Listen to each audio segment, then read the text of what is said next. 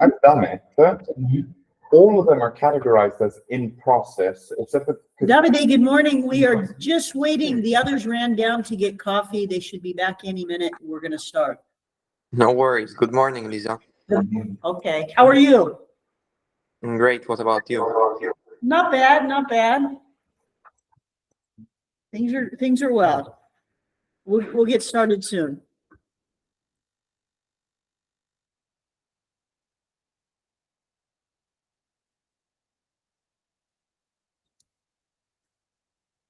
So they didn't send, or it took 2 days. it takes up to a couple of days, Okay.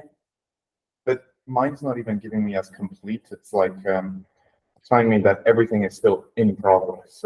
What I would do is I would capture the screen, then send the screen, and then when you get the certificate. Yeah, that's exactly what I was thinking. So look, they're all done. Yeah. Did you guys like it? That's a really good platform. It really is, and I will be doing more of the certification. Yeah. I mean, it's really useful. And it's quite simple the way they explain things. All right. They said 5 minutes. I'm not happy with them. Did they get here? They were here and I said, I'm just waiting for the link.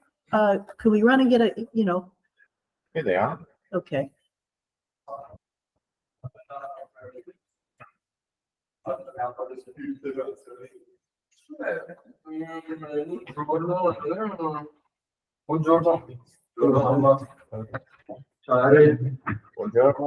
Ready?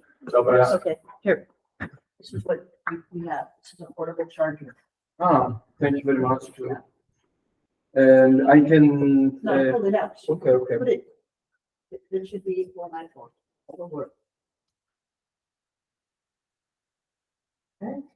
And then- Yeah, I think it. Yeah. Okay, so there's also a full charger in there. That'll charge Okay. pretty quickly. Yeah, I could connect this in the plug.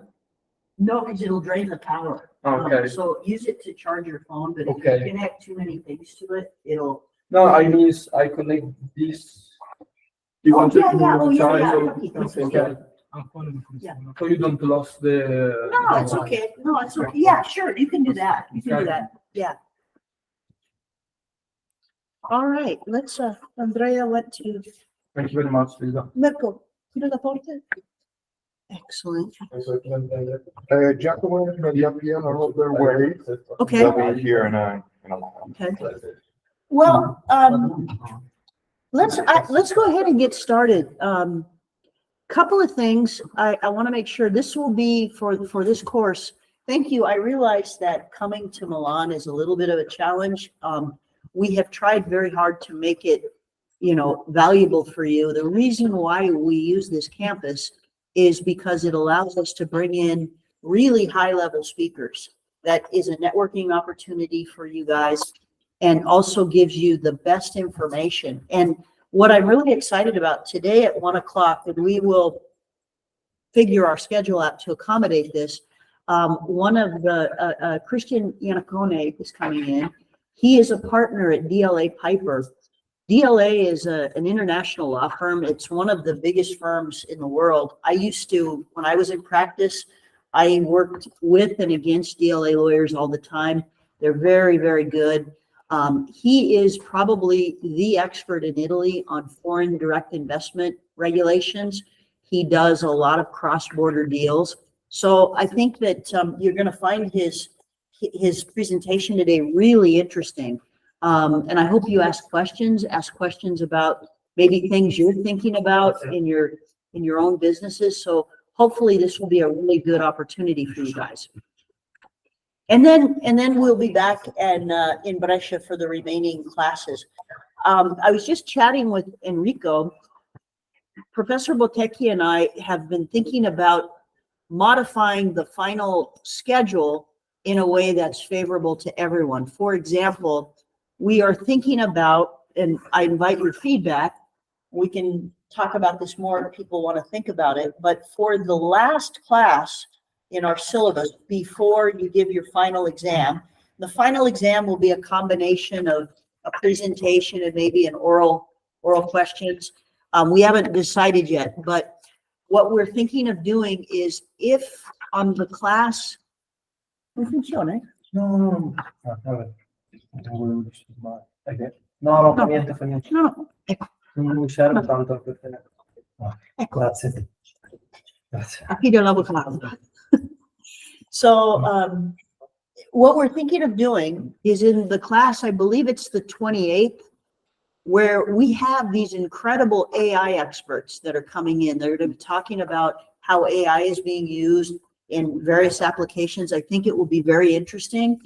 If we make that class 2 hours longer, for example, so it'd be basically a full day, but we're doing workshops. You're going to do interactive workshops. You're going to have a chance to actually use some of the products that are going to be brought in. So I think you'll find it interesting. If we make that class just a little bit longer, if you're okay with that, we can make the final class before your final a work at home project where you can work on the preparing the final presentation.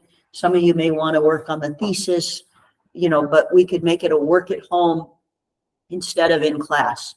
If that's something you guys are willing to do, we would like to do that. We think it will give you the opportunity to profit from the final, having experts in, because the final class was going to be on data analytics, but we're going to talk about data analytics during the AI class. So we can talk about both. Come si dice, due pigioni con una fava. So Online, but longer. In presence. I get it right. In presence. In Brescia. And longer in Brescia. In Brescia. Okay. Okay. That would be what day? I think it's the 28th. Because I would just need to. Okay, Well, we're supposed to. It's a day we're supposed to be in class anyway. So Tuesday, specialization Brescia, 2 hours travel time. No, this isn't it. So here's the schedule. So May 28th is the class. Mhm. So instead of finishing at 3, we'd finish at 5 or 5:30. Okay. And then instead, on the 4th of June, we would make that a work at home project. You would work at home on these projects. Okay. So let me know. This is what we're thinking about doing. Let me know if that's acceptable or that'll work. I think it'll be better because with the people that are coming in to talk about AI and data analytics, it will give you more of an opportunity to interact, to take advantage of the experts that are coming to campus that day. What happened? No. Okay? Yeah, it was the cable. Oh, okay. Disconnected. I got worried. Okay, so very good. So let's get started then with today's lecture. Today's lecture, I made it a little different. I wanna do something different, that we're gonna talk about some principles at the beginning, and I hope we have a discussion together.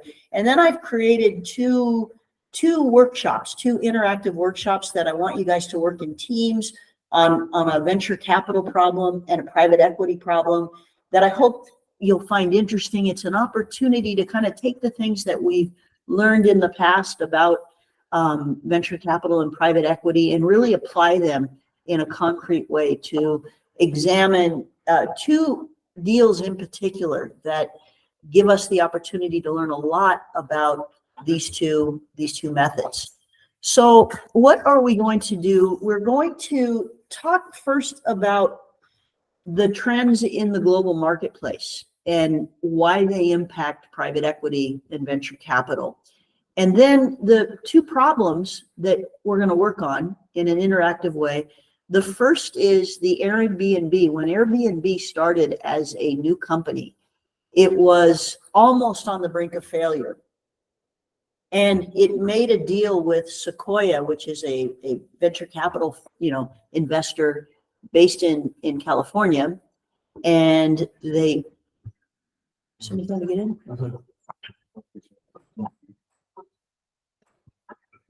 they saved the company. So we're gonna do some exercises about the Airbnb venture capital deal, because it's a really great example of how a VC firm can be a great partner if you guys someday are starting a company or starting, the information that you will be able to see from this first deal. We'll look at it from different points of view. It's going to really give you some very important information. The second deal that we're going to look at is one of my favorites. How many of you guys have ever been to Legoland? Yeah. I've been. Madame Tussauds, the wax museum? Yeah, I've been to Denmark to, what was the name? Legoland. No, Billund. Billund. Billund. Is that the name in German? No, No, that's the actual Billund. production plant. Oh, that's the production plant. Yeah. Okay. Okay. Do we So- wanna let you know? So this is the deal. Blackstone is a private equity alternative investment fund, and Merlin Entertainments is a UK company. They were a huge company. They were second in the entertainment industry, but they were having financial challenges. And so Blackstone came in, targeted them, bought them, and it was a private equity investment that turned out to be huge. And that's the second deal we're going to look at.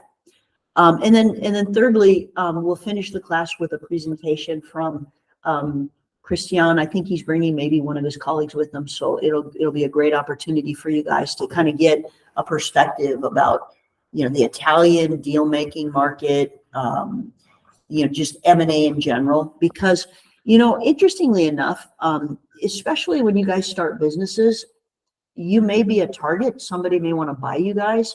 You may want to buy another company. You may think about how do you go about this strategically. And so someone like Christian will give you very, very real world ideas about strategies of how you add in a way that is strategic and makes sense. So that's where we're going to start with. So let me go to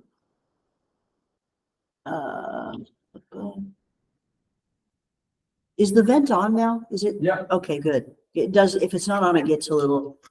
So my first question to you guys, this is a question. So you all own, small, medium-sized businesses, maybe even working at an international company. Why do you care about the global marketplace? If you were thinking about making a deal, buying a company, selling a company, expanding, in your mind, what's the first thing that comes to your mind when you think about why do I care about the health of the global economy? Why is it important? Because it involves buying too. Okay. We actually work against the economy. When there's a failure in the economy, that's when the aftermarket sector, we wait for an economic collapse. That's better for us. But we hope it goes back. Okay, so and when we say an inverse relationship, that's when I was a litigator, we had the same relationship, because as a business and a commercial litigator, when the economy was in a recession, we liked it because that means everybody, sued everybody else, and it means the number of lawsuits increased. So no, it's a legitimate reason. But there is also, the concept of saying, like, I care about the global economy because if China says, you know what, we're going to stop exporting everything to us, we say, okay, that's a big problem, because if we have to pick up the slack, we don't have the capacity to be able to reach the demand. Okay, it depends on what we're looking at. So Right. Okay, very good. I like that. What else? What else, Luigi? I see it more from a strategic point of view. For example, if there are countries that are moving and making things, it will change a lot our economy. For example, now that there is the war in Ukraine, and after the war in Israel, Middle it East. affects all the economy, the Middle East economy, and also the shipping. Supply chain, very good. The cost of doing business by what we call geopolitical events goes up. So we have to pay attention. If your supply chain is interrupted, you can't, Ukraine can't export, you can't sell to markets. That's very important. What about borrowing money? So if you want to buy a company or expand your business, you need capital, right? Now it's incredibly expensive. Everything, the interest rates are, those of us that said the best change. Yeah. So all of a sudden, very good. So, and this particularly affects the capital, the private equity and the venture capital markets. Suppose, for example, you guys had a startup. You got the next best idea. And we're going to look at in just a minute some of the statistics of why we have to consider what the global economy is doing when we think about venture capital and private equity. But suppose you have this great idea. You're the next Steve Jobs and Steve Wozniak in the garage, and you've got this new computer set up. What do you need in order to take this from the garage to the marketplace? You need capital. And if the cost of capital in the global market is high, it means that venture capital money is shrinking. And, one of the saddest things that I've seen through my career, both as a lawyer and, as a teacher and a consultant, so many great ideas, so many fantastic ideas. When you hear or you help them prepare their pitch, they end up on the floor because there's no money to bring them to the market, or somebody steps in and the time goes. So again, this is a really stressing that a lot of people say, I don't care about the global economy. I just care about my market and my company. But we're becoming more and more every day a more global interdependent world. And so we need to always kind of prepare ourselves by looking at what I'm going to talk about, the key indicators. And so the first part of this lecture today, I want to walk through with you guys, what are the key indicators that most investment bankers and managers, fund managers, business owners look at when they have to decide, do I want to expand a business? Do I want to sell? Do I want to buy? Do I need what we call seed money or venture capital money? Because this is kind of an advanced step from macroeconomics that we all had together many moons ago. And I smile affectionately because I was first chance I had to meet you guys, and I really enjoyed working with you. And now we get to return, but at a higher level, to some of those principles.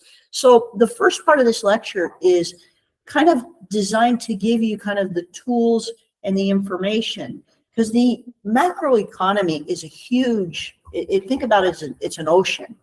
And of course, business people every day don't read, Sole 24 or the Wall Street Journal from, the first page to the last page. So they have to kind of zero in, focus on what are the key indicators. And so to understand what the marketplace is like for deal making, we're gonna take a closer look at this together. So this list is what investors call, more or less, the list of the key indicators. These are the statistics that are maintained, that if you're running a business in Brazil, for example, or companies in Asia, companies in Europe, companies in America, I want to understand what are the global opportunities. And so this tends to be the working list that most business people look at. So let's talk about these one by one. The first is what we call the PMI. And the PMI is an index. It's production manufacturing index, the PMI. So this is maintained of manufacturing and production around the world. It's an index that's maintained that takes data points of manufacturing in all of the key sectors of the global economy. And so a number, just your rule of thumb is, when you look at this, when you guys, if you go on to a master's and you study econometrics, you'll get instruction on how do you calculate, how do you prepare the index, what does each piece of the index consist of. For our purposes, we're not focusing on that today. But if you were a business person and you say, what is global manufacturing like now? you'd go to the global PMI. And so this index is the current measure, and it's usually, I think the global PMI is measured by month as well as by quarter. So every month it's updated, and then there's a quarterly update. And the rule of thumb is a number above 50 means that, you're in an expansion. A number below 50 means that the global economy is shrinking or contracting. So interestingly enough, the current global PMI is 50.3. Now, question for you guys. You guys put your entrepreneur hats on for this one. If you were thinking of making a deal, if you were thinking about increasing production or trying to expand your business, and I tell you that anything above 50 means we're entering into an expansion, below 50 is we're shrinking. 50 is like 0. So yeah, or the balance point. So Right. what would your confidence be if you looked up the global PMI and said it's 50.3? Would you have confidence as a business owner or an investor, or would you be, because this is the very question I that, think it's negative okay, tell me why. because it means that we are producing more than we are consuming. Okay, so we're just over Yeah. 50% though. But it's interesting because a lot of people feel exactly like you, Luigi, that decide to invest in companies or own companies. Anybody else have another opinion? What would you think? Somebody. As Luigi said, it's really, let's say, negative to think not to answer this, let's say, Market? this market exactly. But at the end of the day, it's real capitals that go inside these types of markets, and it's really a flip of coin thing. Uh-huh. So I also think that being in the right moment or Yeah. entering the market at the right time is Very good. Very good. Would you also, if you were trying to make a decision, you would say, if you were undecided, would you also say, I need to see more data? I need to Yeah. see. So this is kind of the natural progression. So most investors, if they're going through their list to try to understand opportunity and the discussion, what's really always fascinated me about the subject of economics is that it is the study of human social science. It's about how people make decisions. And the way, somebody could look at the same data and reach a very rational, logical, well-informed decision. And Luigi could look at the same data and also make a very rational, logical, well-informed decisions. And you guys could make two completely different decisions. And it's the balance of those different choices that are reflected in our market, the global market. Do we have the ability to expand or not? So this is the global PMI. We want to know what is manufacturing around the world looking at. So now the next three indicators, it's going to make it look like I'm favoring the United States because I was born in America. It's not the case. The US has, for the moment, the biggest economy in the world. And for that reason, most investors around the world, if not all, always want to know what's happening in the US economy. Europe, for example, is closely aligned in that usually trends that happen in the US follow into the European Union. So getting kind of used to understanding the trends in the US market, because the dollar is still the reserve currency for most countries of the world. The US economy also is very, very important if you're running a business in Asia, in Europe, or anywhere else in the world. So you'd want to look at the US unemployment rate. And right now, the unemployment rate in the US is about 3.8%. Most Americans would say that's higher than expected.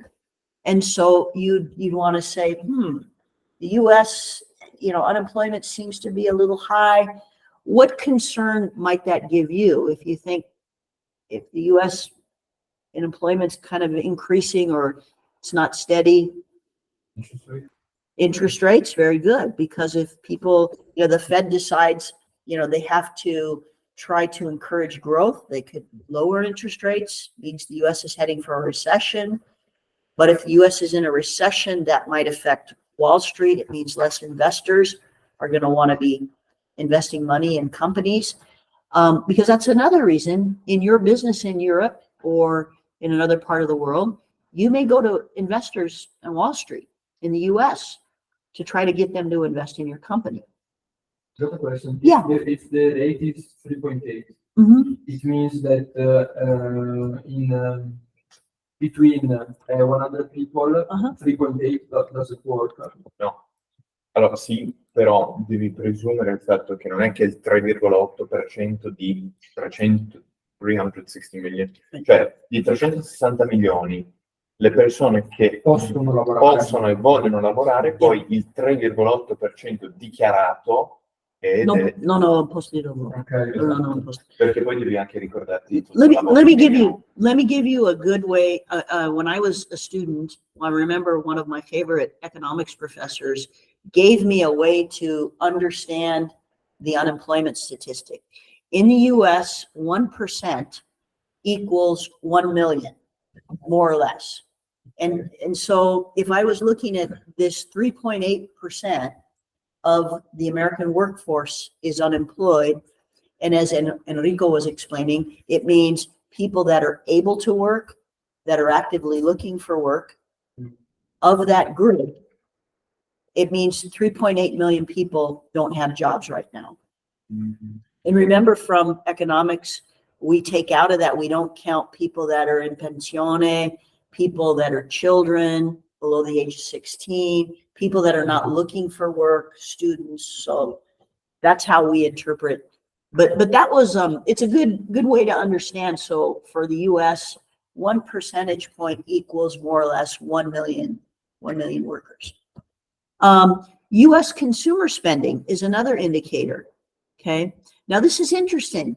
We see unemployment is up, but consumer spending is slightly increasing.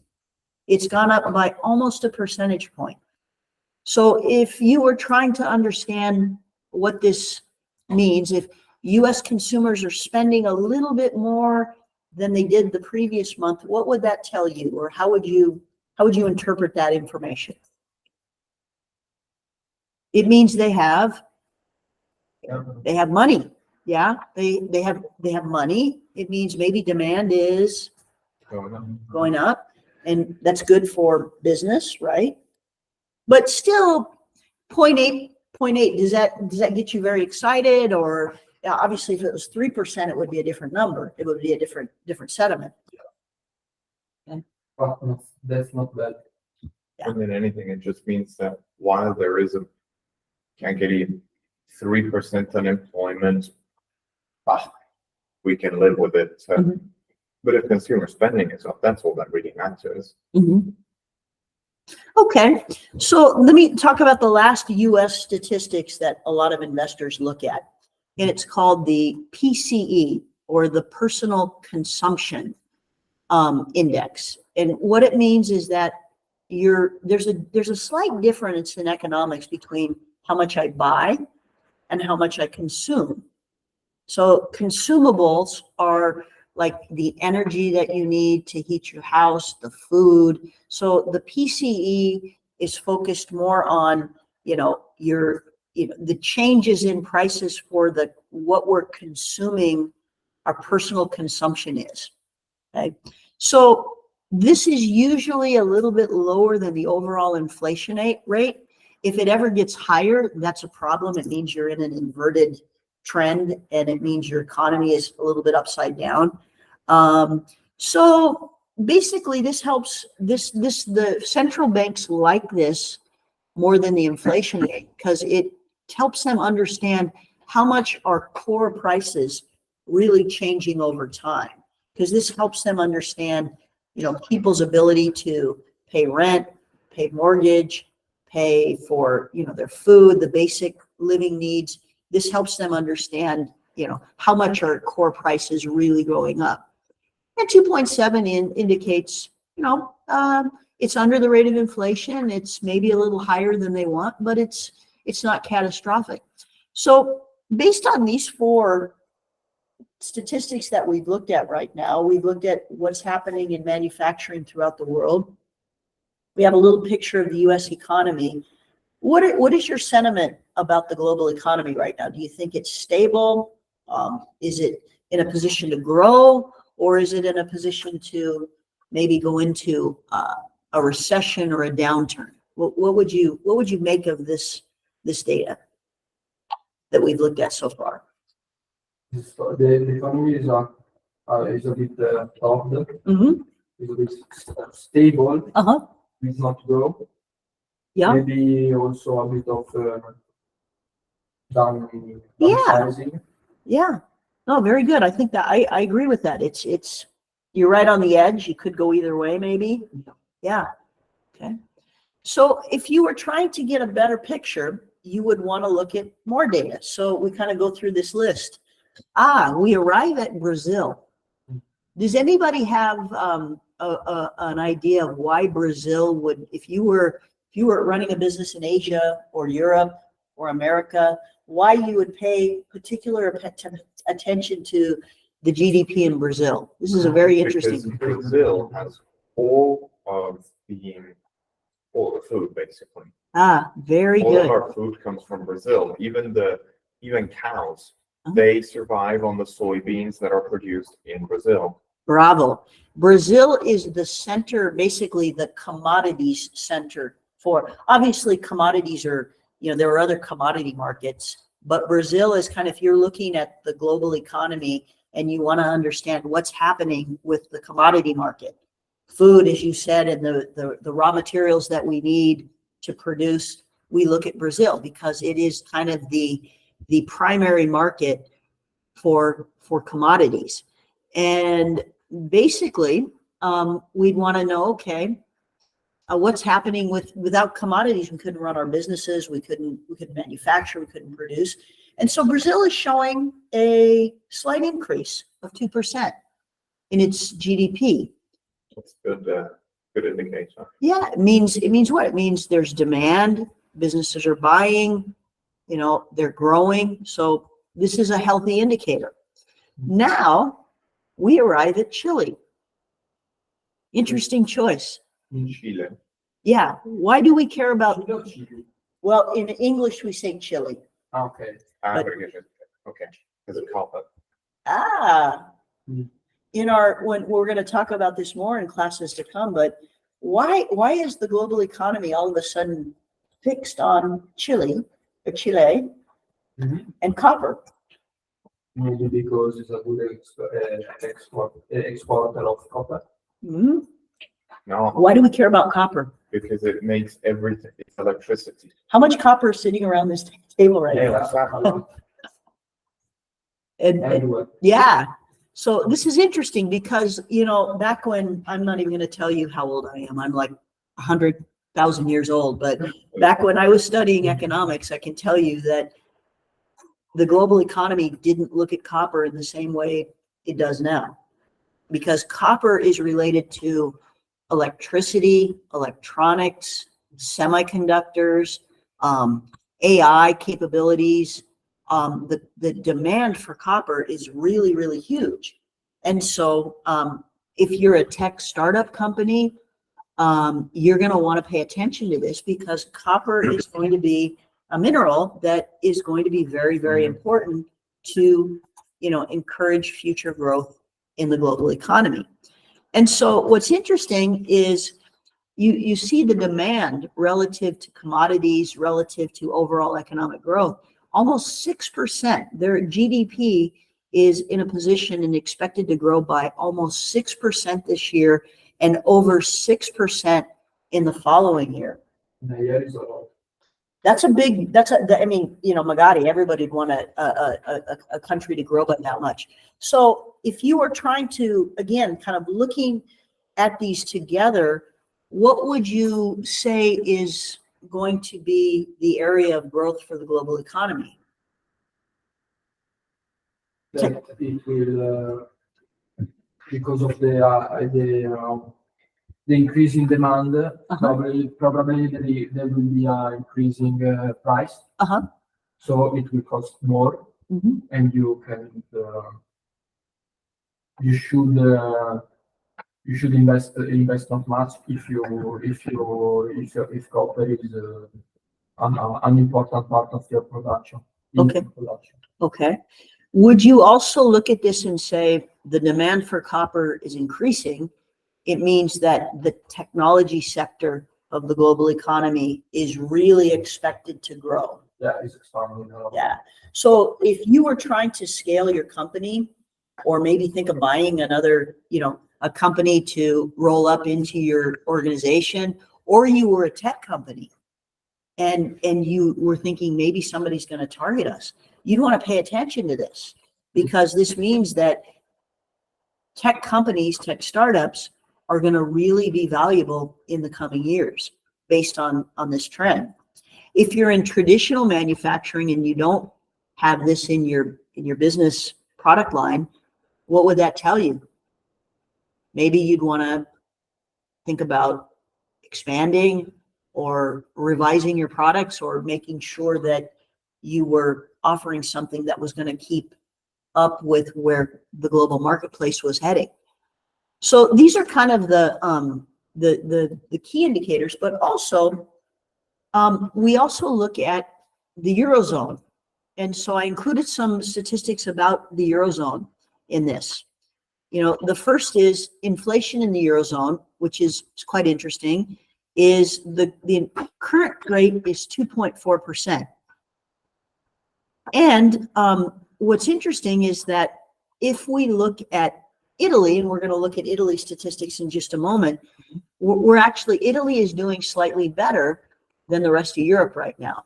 But right now, inflation is, it's higher than where, and what you notice with this is that it's very similar to the personal consumption rate and fairly close to the inflation rate in the US, which is kind of an indication that there's a loose alignment between trends that happen in the US economy and trends that happen in Europe.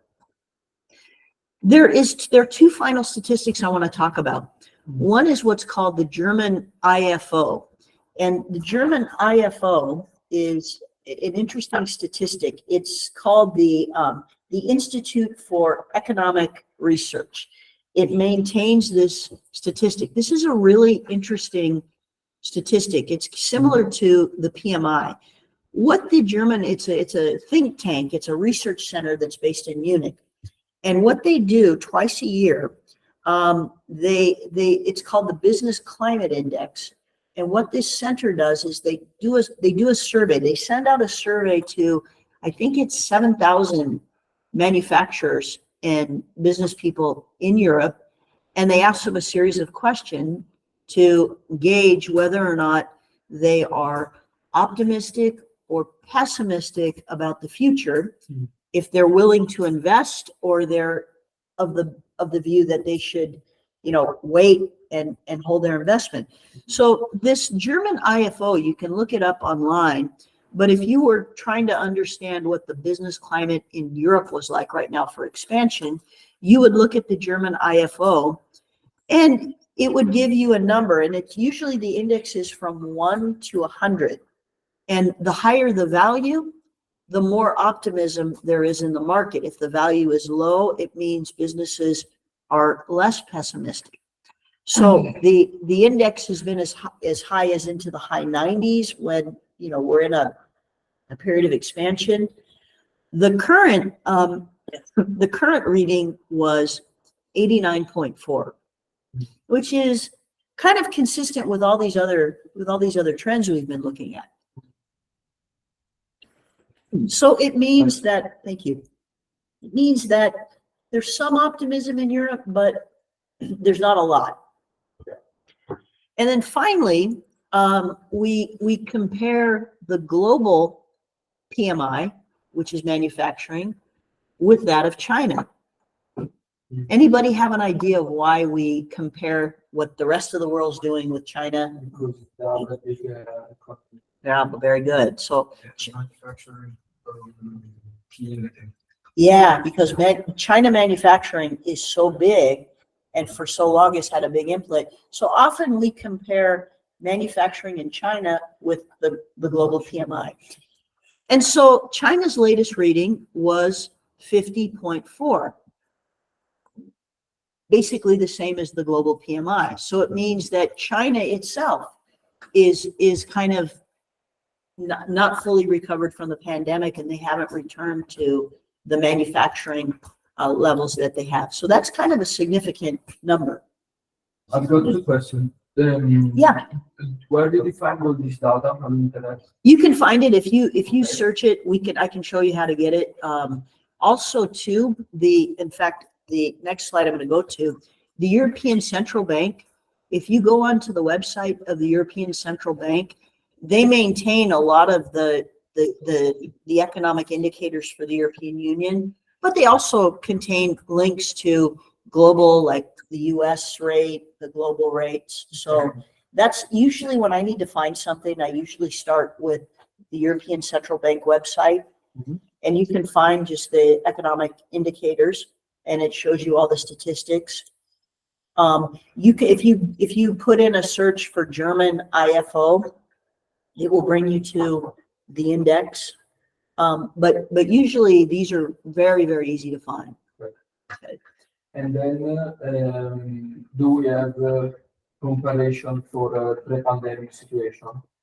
You can get you can, like I just included the current too, but it's good. In fact, in one of the problems we're going to do, we kind of think about pre-pandemic, but I just included the current ones. But you're absolutely right, especially now, if we're trying to compare what was the level before the pandemic and have we returned or are we growing, you can once you find the data source, you can change the search to give you information before the pandemic.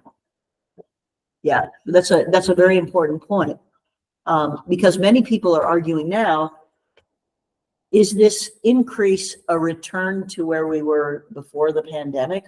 Which means, if that's true, means we haven't grown. We've just recovered what we lost. If I had $5 in my hand before the pandemic and somebody took it, and after the pandemic, they give me back $5, I say, it hasn't grown.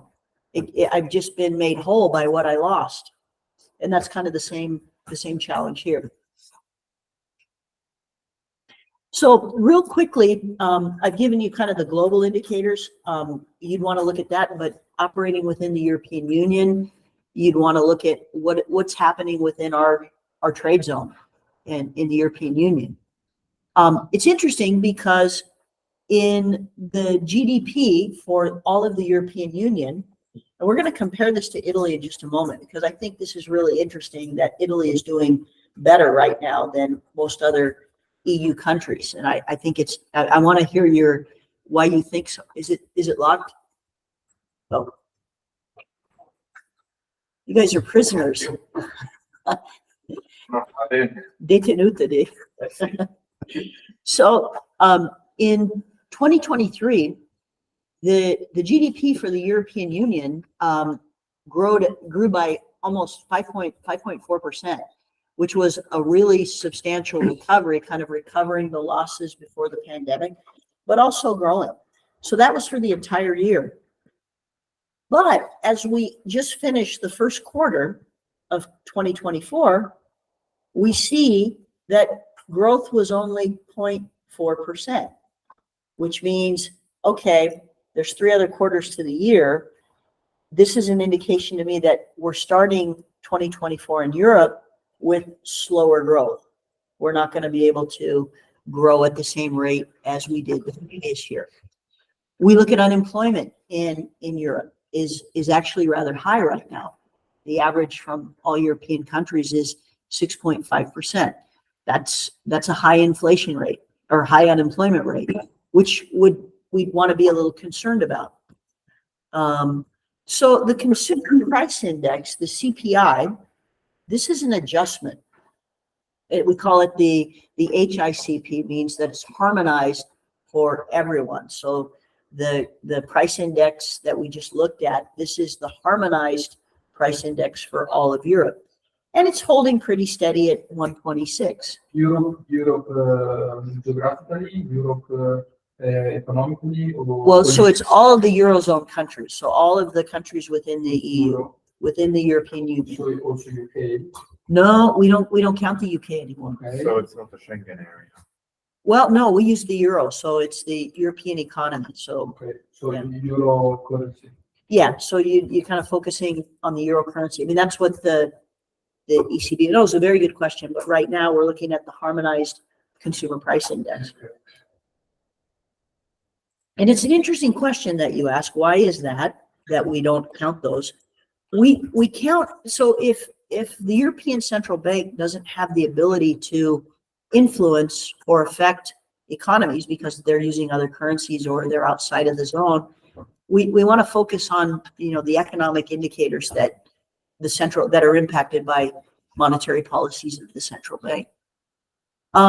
Government debt, we kind of look at all of the countries in the European Union and we say, what is their gross outstanding debt?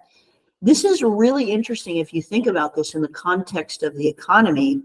Right now, 88.6% of the GDP is the debt that's held by countries. A lot of that has to do with the pandemic. When we were in the pandemic, many governments started, giving money to people, giving money into the economy to try to boost growth. That means your debt goes up. And so now we get to Italy, which is kind of an interesting comparison. And I'm curious what you guys think, because we all wake up in this country every day and we feel the effects in general of the economy.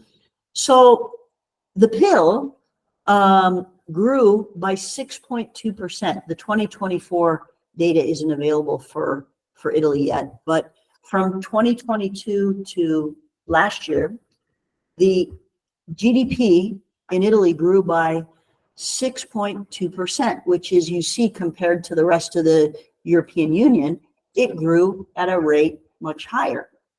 Now I think it's less than the for So, the 2024. so you think we've kind of like the rest of the European Union, we're not growing by as much. We've kind of stepped back a little bit. I think it's for a very simple political reason. Because around that time, Meloni Mhm. came to government. I Yeah. think people believed in her. Okay. So the economy was going well because everybody was excited on these things here. Mhm. And then they kind of realized, oh, she's not as good as we hoped. Okay. And so people they're not, generando voglia, they're like, So they don't have the desire. They no, don't. because my point is, what was it? We elected her 2 years ago? 22. Yeah, exactly. So I think what happened was people were all very excited. She promised a lot of things. Mhm. And then they kind of realized, no, she's not very good. She's raised taxes on everything Mhm. and reduced them. Okay. So I think it's just a social, political reason. Okay. So short term. Yeah. But that's a pretty good growth rate. 6% is a pretty good growth rate for the GDP. Well, yeah, because people either believe in the economy or they don't. You either are willing to go to work because you believe, Okay. We're But that's growing. manufacturing, that's production, that's deal making. Yeah, and also after 2022, people were allowed to travel and all these things here. So a lot of people from outside of the Sure. country who came. Sure. The Business, tourism yeah. industry, very good point, recovered. Okay. Oh, yeah. Okay. Anyone else have a thought? I think then seeing some interview of the Italian diciamo confederazione economica lì. Confindustria. Or... Yeah, like that. It will be 2024, very another good year. Mhm. For me, the principal reason it will be the war, Mhm. and of course, as Enrico said, the political side is not very good. Mhm. But I think that war impact more the situation Okay. in the short term. Maybe in the long term is more political. Okay. Okay. So then we look at we look at inflation in Italy. Is actually doing slightly better than the rest of the European Union. The inflation rate for April was 0.9. which is down in March. It was 1.9, up almost 2%. So inflation has come down a little bit. It means that our prices are not increasing at the same rate as the rest of the European Union. We're doing a little bit better. Projected to be 2% for. Hello. Kisa. Look at you very intently. Cool. What's up? He's supposed to be here at 1, so we're, so Michelle, So what time is the speaker actually? 1 1 o'clock. So So we'll speak at 1 o'clock. he'll be speaking at 1 o'clock. He said he'd come at 1. Okay.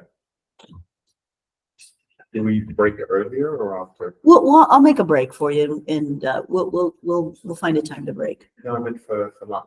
Yeah, we'll maybe like 12:15 if you come back. We'll break at 12:15. Okay. Okay.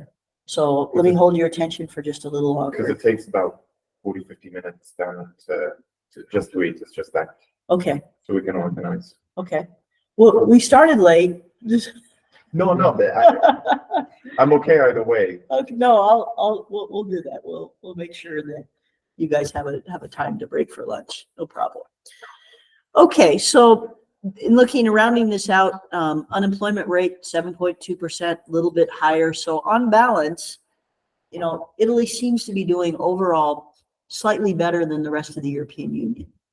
But I hear skepticism here that this is a short-lived dynamic. We may not continue to do as well, because these are, kind of, you have to factor in politics, but we're looking at this from a business point of view. Would you expand your business now? Would you contract your business? Would you? No, I'd expand it because, say whatever you want. It's a very, very, like, the economy of it's strong. So even if there were a decrease, you don't want to have something at 6%. It needs to be 3 or 4% year on year. It needs to be manageable. You can't have, you don't want to risk, what's the word? Not inflation. The other one, deflation. You don't want to risk it, deflation. So you can have a first spike where it goes up, and then it levels off, because we needed to recuperate what we lost during the pandemic. So that was okay. But now we need to go back down to normal rates. Okay. So just a couple more comments. So let's hone in now. We've kind of looked at the macro picture between, the global economy. We've kind of focused on Europe. So I want to just a couple comments, and then we'll start the first scenario that we're going to work on together. If we're thinking about venture capital, you have a startup, for example. Remember when we talked about this in economics, the venture capital is the guy that waters the entire grass. He throws seeds everywhere. He hopes one of these trees will grow up to be a really, really successful tree. Whereas the private equity is going to pick one tree in the garden and try to make that tree successful. So the first thing that's really, and the last thing and everything in between, when it comes to venture capital, the most important thing is you need funds. You need to fundraise. You need to have capital. You need people that are going to want to invest in your company.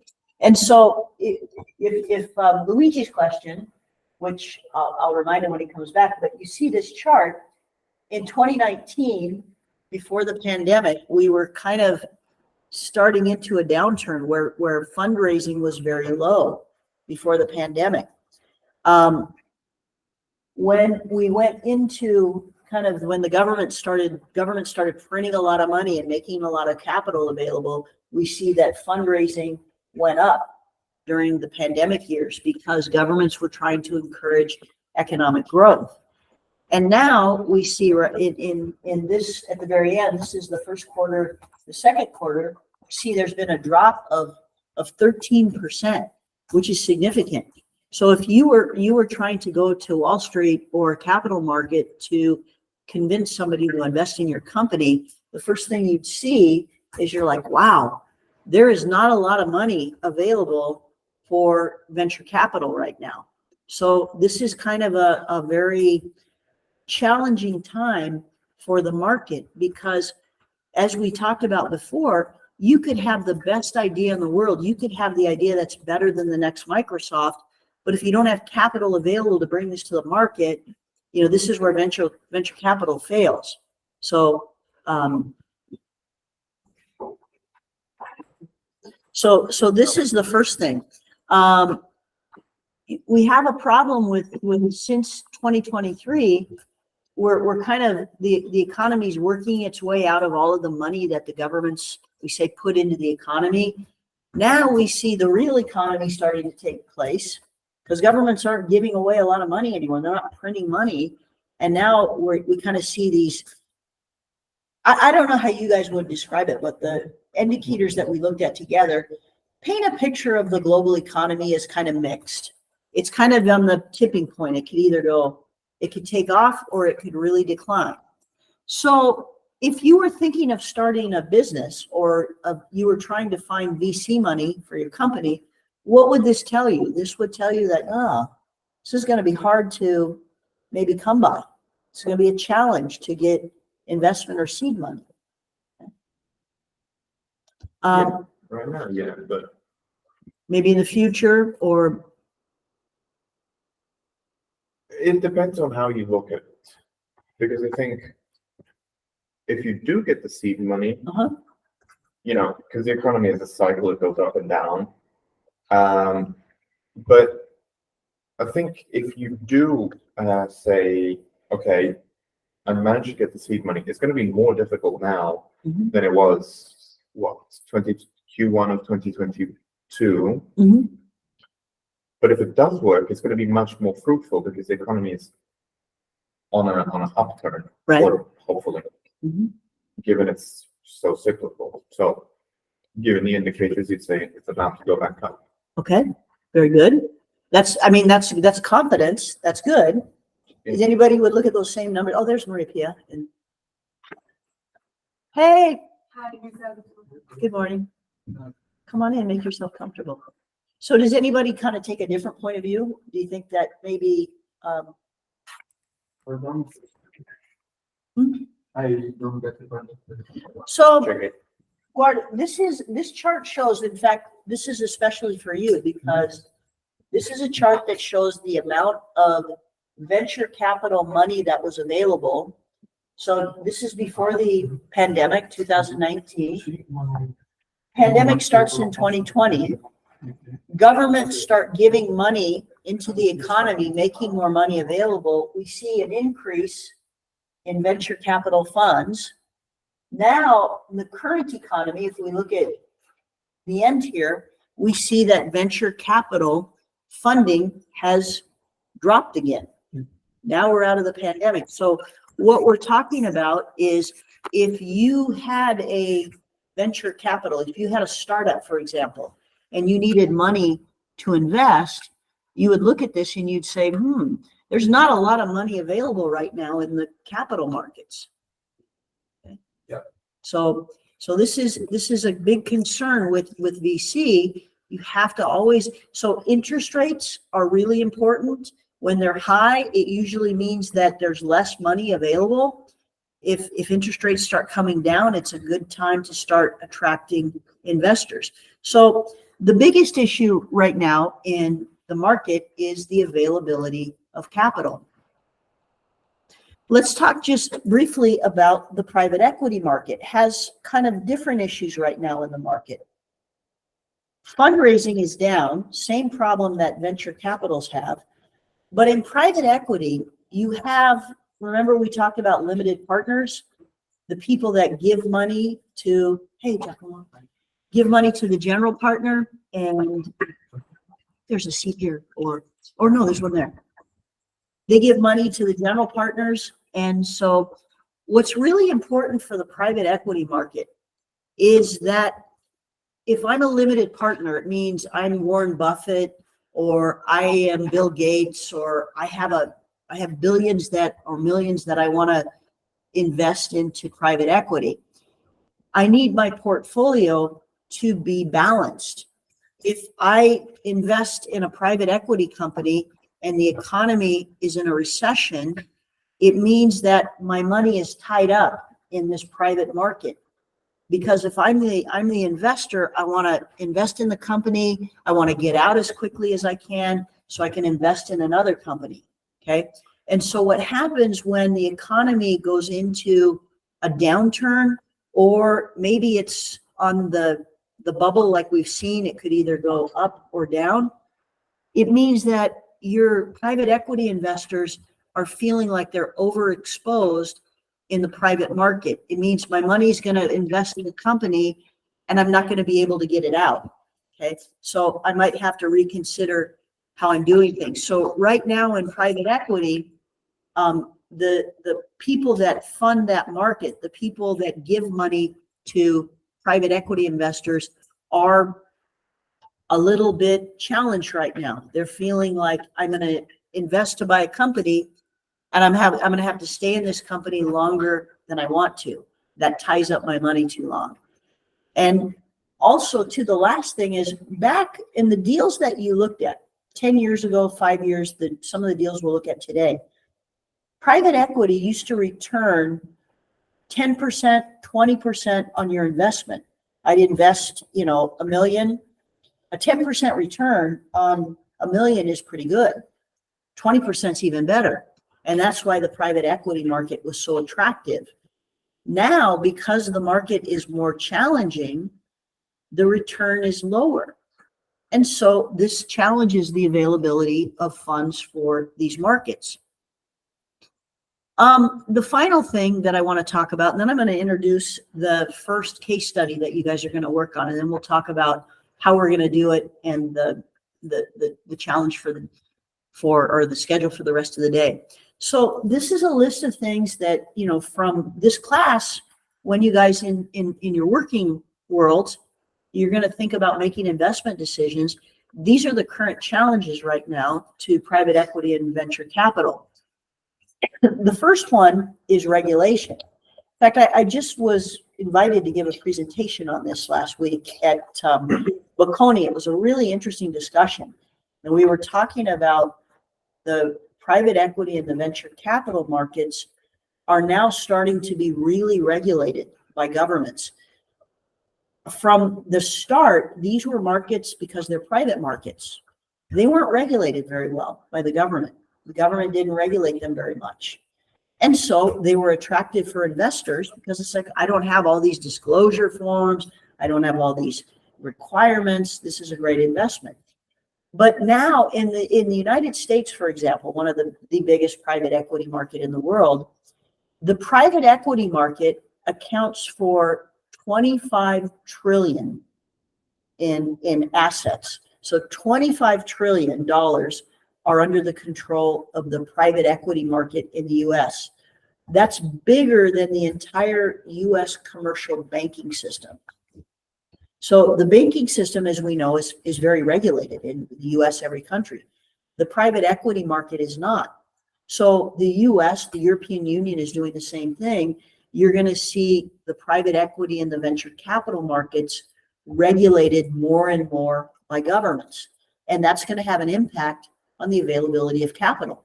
Okay? Some of the regulation is needed, but a lot of it is going to really make it an environment that could be very challenging for, raising capital. We've talked about the macroeconomic trends. Interest rates obviously are going to continue to challenge the market. But the next two, we're going to talk about more when we do our class on AI. But, digital transformation of companies right now is huge. And with that comes data security. If you buy a company and there's a data breach and all of the information is stolen, you're responsible for that. So this has added more risks to deal making, making sure that you have the appropriate controls in place for your own company, for the companies you buy. There's a new trend emerging that's also called retail investing. Usually the private equity and the venture capital market is not a market that you and I can invest in, because you need, 500,000 or $1 million. You need a lot of money to enter the market. So one of the things that the funds are looking at is, can we create retail investors? So if me and Maria Pia, Enrico, all of us contribute a little bit, we create a fund that is a very big fund that potentially could be an alternative. And so this is a new trend that's very interesting. And then finally, talent. It's, when you do these deals, you have to make sure if you're investing in a company, either in venture capital or private equity, are the right people in the company that are going to make money with my investment. So this is going to be a continuing challenge. So this is kind of an overview of the economic issues that you have to consider before you decide to invest or expand your business, before you try to raise money through venture capital or in private equity.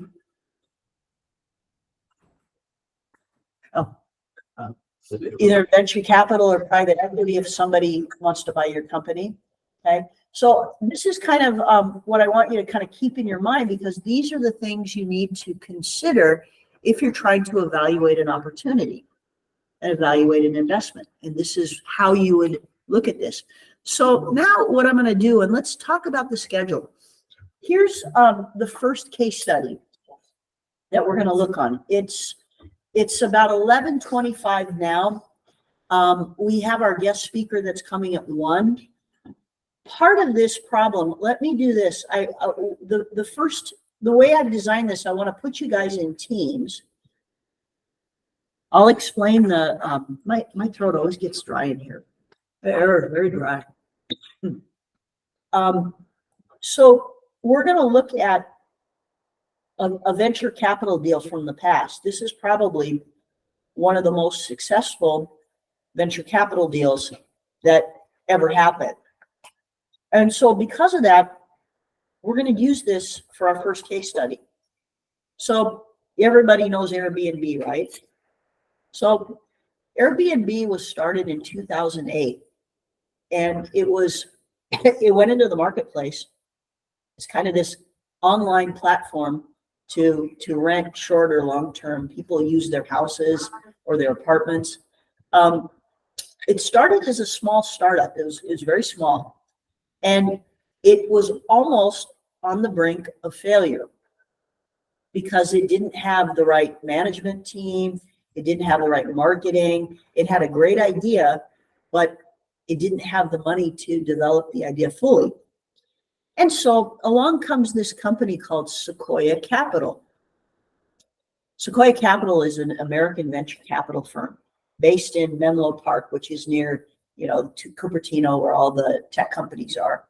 And they saw this idea, this Airbnb deal, and they decided that they were going to partner with Airbnb to try to bring this company to the market and develop its full potential. So here's the background basically of this deal. The initial investment.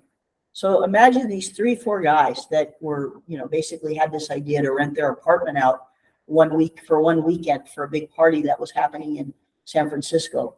These 4 guys come into Sequoia and they pitch their idea, and Sequoia listens, and they're like, they gave them an initial investment of $500,000, more or less, $585,000, which isn't a lot of money when you consider it. Okay. And so this early investment, Sequoia was able to acquire 58 million shares for almost nothing. And so at the time of the initial investment, Airbnb, as I said, they were struggling. They couldn't get into the market. At the time, the traditional hotels, hospitality, if you wanted to stay somewhere, you called up a hotel. You didn't consider the Airbnb option. And so basically at the end of the day, Sequoia provided them with the money, the management, the tools to turn this small little operation into, a dominant force in the industry. So what does that have to do with you guys? So with this first case study, I want you to, I've given a few questions and let me go to the questions. I put you in two teams. An entrepreneur team for those that want to focus more on entrepreneurship, and then global management for those that want to focus more on global management. And so what we have is there's 4 basic questions, with the 5th question, which is basically, would this deal happen today? Why or why not? How would it look different? Because obviously the market was different back then. So for example, what I want you guys to do, and you can use I'm going to give you an opportunity to discuss the questions as a team and kind of outline your response. And then at the end of class, probably after the speaker finishes at 2, there'll be an opportunity for presentation. I'll give each team the opportunity to present on this topic, and then we can have a discussion, okay? So what I want you guys to do for this first team, market opportunity.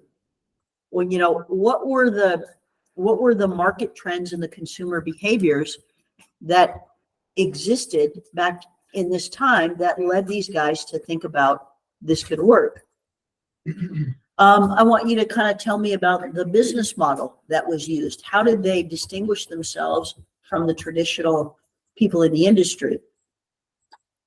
What was the partnership? What was the nature of the partnership? What were the growth strategies? And then the lastly is evaluating the deal today. And I've got some resources I attached, but basically on the entrepreneur team, I want you to kind of look at these questions, talk together. Some of the sources I've included, you can also look for other sources, but I want you guys to start doing some critical thinking and put together, why did this deal, what were the most important points that made this deal succeed? If you want to work on the global management team on the other side, these are kind of 4 of the main arguments. The 5th one is the same. I want to know your opinion looking at it from today's market. Would this happen today? What would the challenges be? So talent acquisition and retention, they had to do something to make sure they kept or brought in top talent to this company. Regulatory issues, one of the things that I want you to look at, Airbnb made a point to open up these collaborations with local stakeholders, governments, to develop sustainable solutions for their properties. Look at that. Community engagement was another thing they did. Tell me how that mattered. And then the sustainability. Airbnb has had a big sustainability project. Kind of evaluate that and tell me how that made this integration from this small company into this most successful. How were these strategies, these management strategies, effective? Okay. And so this slide, I've got 4 sources you can click on that give you some information, but the idea is to kind of discuss in a group your opinion for these points, because if we understand why these deals were successful, when we want to be involved in our own venture capital project, the idea is to kind of take it apart. Have anybody ever had to try to take something apart to understand how it works? Yeah. Yeah, like your bike. I did that when I was a little kid. I'd ride my bike. The chain used to always come off. And I stand there looking, I go, I want to understand how this works. And I have grease all over everything. But it's kind of like that, is kind of a time for critical thinking to kind of look at how did they make these things work. Okay. So what I was doing, and we have to manage the break for lunch and otherwise, I was going to give you guys like 15, 20 minutes to work in a group to talk about these 4 points, and the 5th one about what had happened today. And then each group would present. I can give you that time now, so we can do a couple of things. I definitely want you back before 1 o'clock. I don't want us to be late when guest speakers come in. They work. It's good manners. It's good practice to be on time and ready. I want you guys to be ready to go at 1. So if I let you work now, you can do a couple of things. first, does anybody have an idea of which group they want, which group they want to work in? Do they want to do the private equity or or excuse me, not the private equity, the global management or the entrepreneur? I think I'm going to entrepreneur. Okay, Me too. okay. So wait, there's no private equity. With there's a private equity assignment too. So this is the first, and because of time, what I think we're going to do is I'm going to quickly introduce the private equity problem. My idea was that we would be able to do two, but I think for our schedule today, we're only going to be able to do one comprehensively. So let me briefly introduce the second case study. And if you like that one better, you can decide to do that one. But everybody's going to participate in one group. And so this is the Airbnb. So let me jump ahead quickly. So I like this one, I have to admit, because I like theme parks and stuff. This is the private equity case study, okay? And this involves a company called Blackstone Group. It's a big alternative investment company in the US. They're based in New York. They buy a lot of companies, invest a lot of companies in private equity. It's not BlackRock. BlackRock with Larry Fink is different. Blackstone, I know it sounds the same. This is a different, Blackstone is different. They've been a big player in private equity markets. So then there's this company in the UK called Merlin Entertainments. You guys have probably heard of them. Yeah. So Merlin owns Legoland, Madame Tussauds, and other tourist attractions. And they have been, before they were acquired, they were like, I think they were the second biggest industry, or the second biggest company in the entertainment and visitor attraction industry. But they were acquired in 2019. Blackstone targeted this company and acquired this company as a private equity investment for $6.1 billion. It was the biggest deal for the industry. Okay? And at the time, even though they were the second largest operator of entertainment attractions, they had value that was not unlocked. And they were poorly managed. They were inefficient. They were giving up market share to other companies, where Blackstone looked at this and said, we can take this company and unlock value. And so I did the deal both in pounds because it was a British purchase. It was one of the biggest private equity investments of a company in the leisure and entertainment industry. So this is a really interesting deal. And so for the entrepreneur team, I want you to kind of focus on what was the strategy? Why did Blackstone think this was a good investment? And kind of evaluate what was Merlin's market position at the time of the target.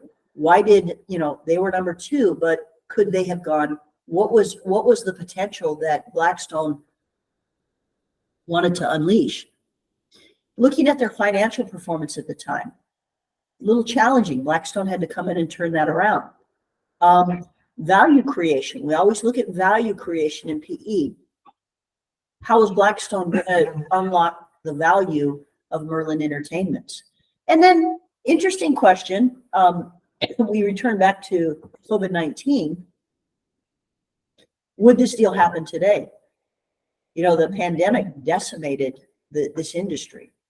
Now, if you're buying a leisure, a company like this, you say, what if there's another global pandemic?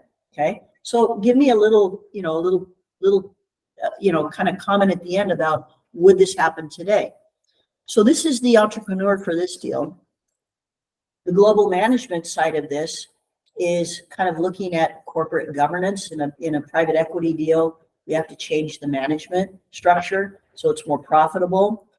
We have to figure out if we're going to optimize their operations. How can we change their operations so that they're more efficient? Like, should we start using more artificial intelligence? Should we hire more people? Should we have better training? So I want you to look at that a little bit on this one. Expansion. diversification, what other markets was Blackstone looking to bring Merlin Entertainments to?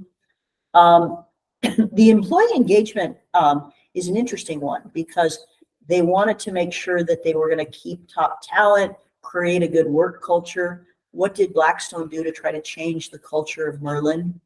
And then the same question is, would any of these things be different today? And similarly, I've included a couple of resources for you guys that will help you as you start sitting. The idea is to kind of sit around the table. You're online, you're talking, you're sharing ideas. Think about it as taking the deal apart and kind of coming up with, your best solution to understand each one of these points. And it's kind of a group critical thinking to understand how this deal happened.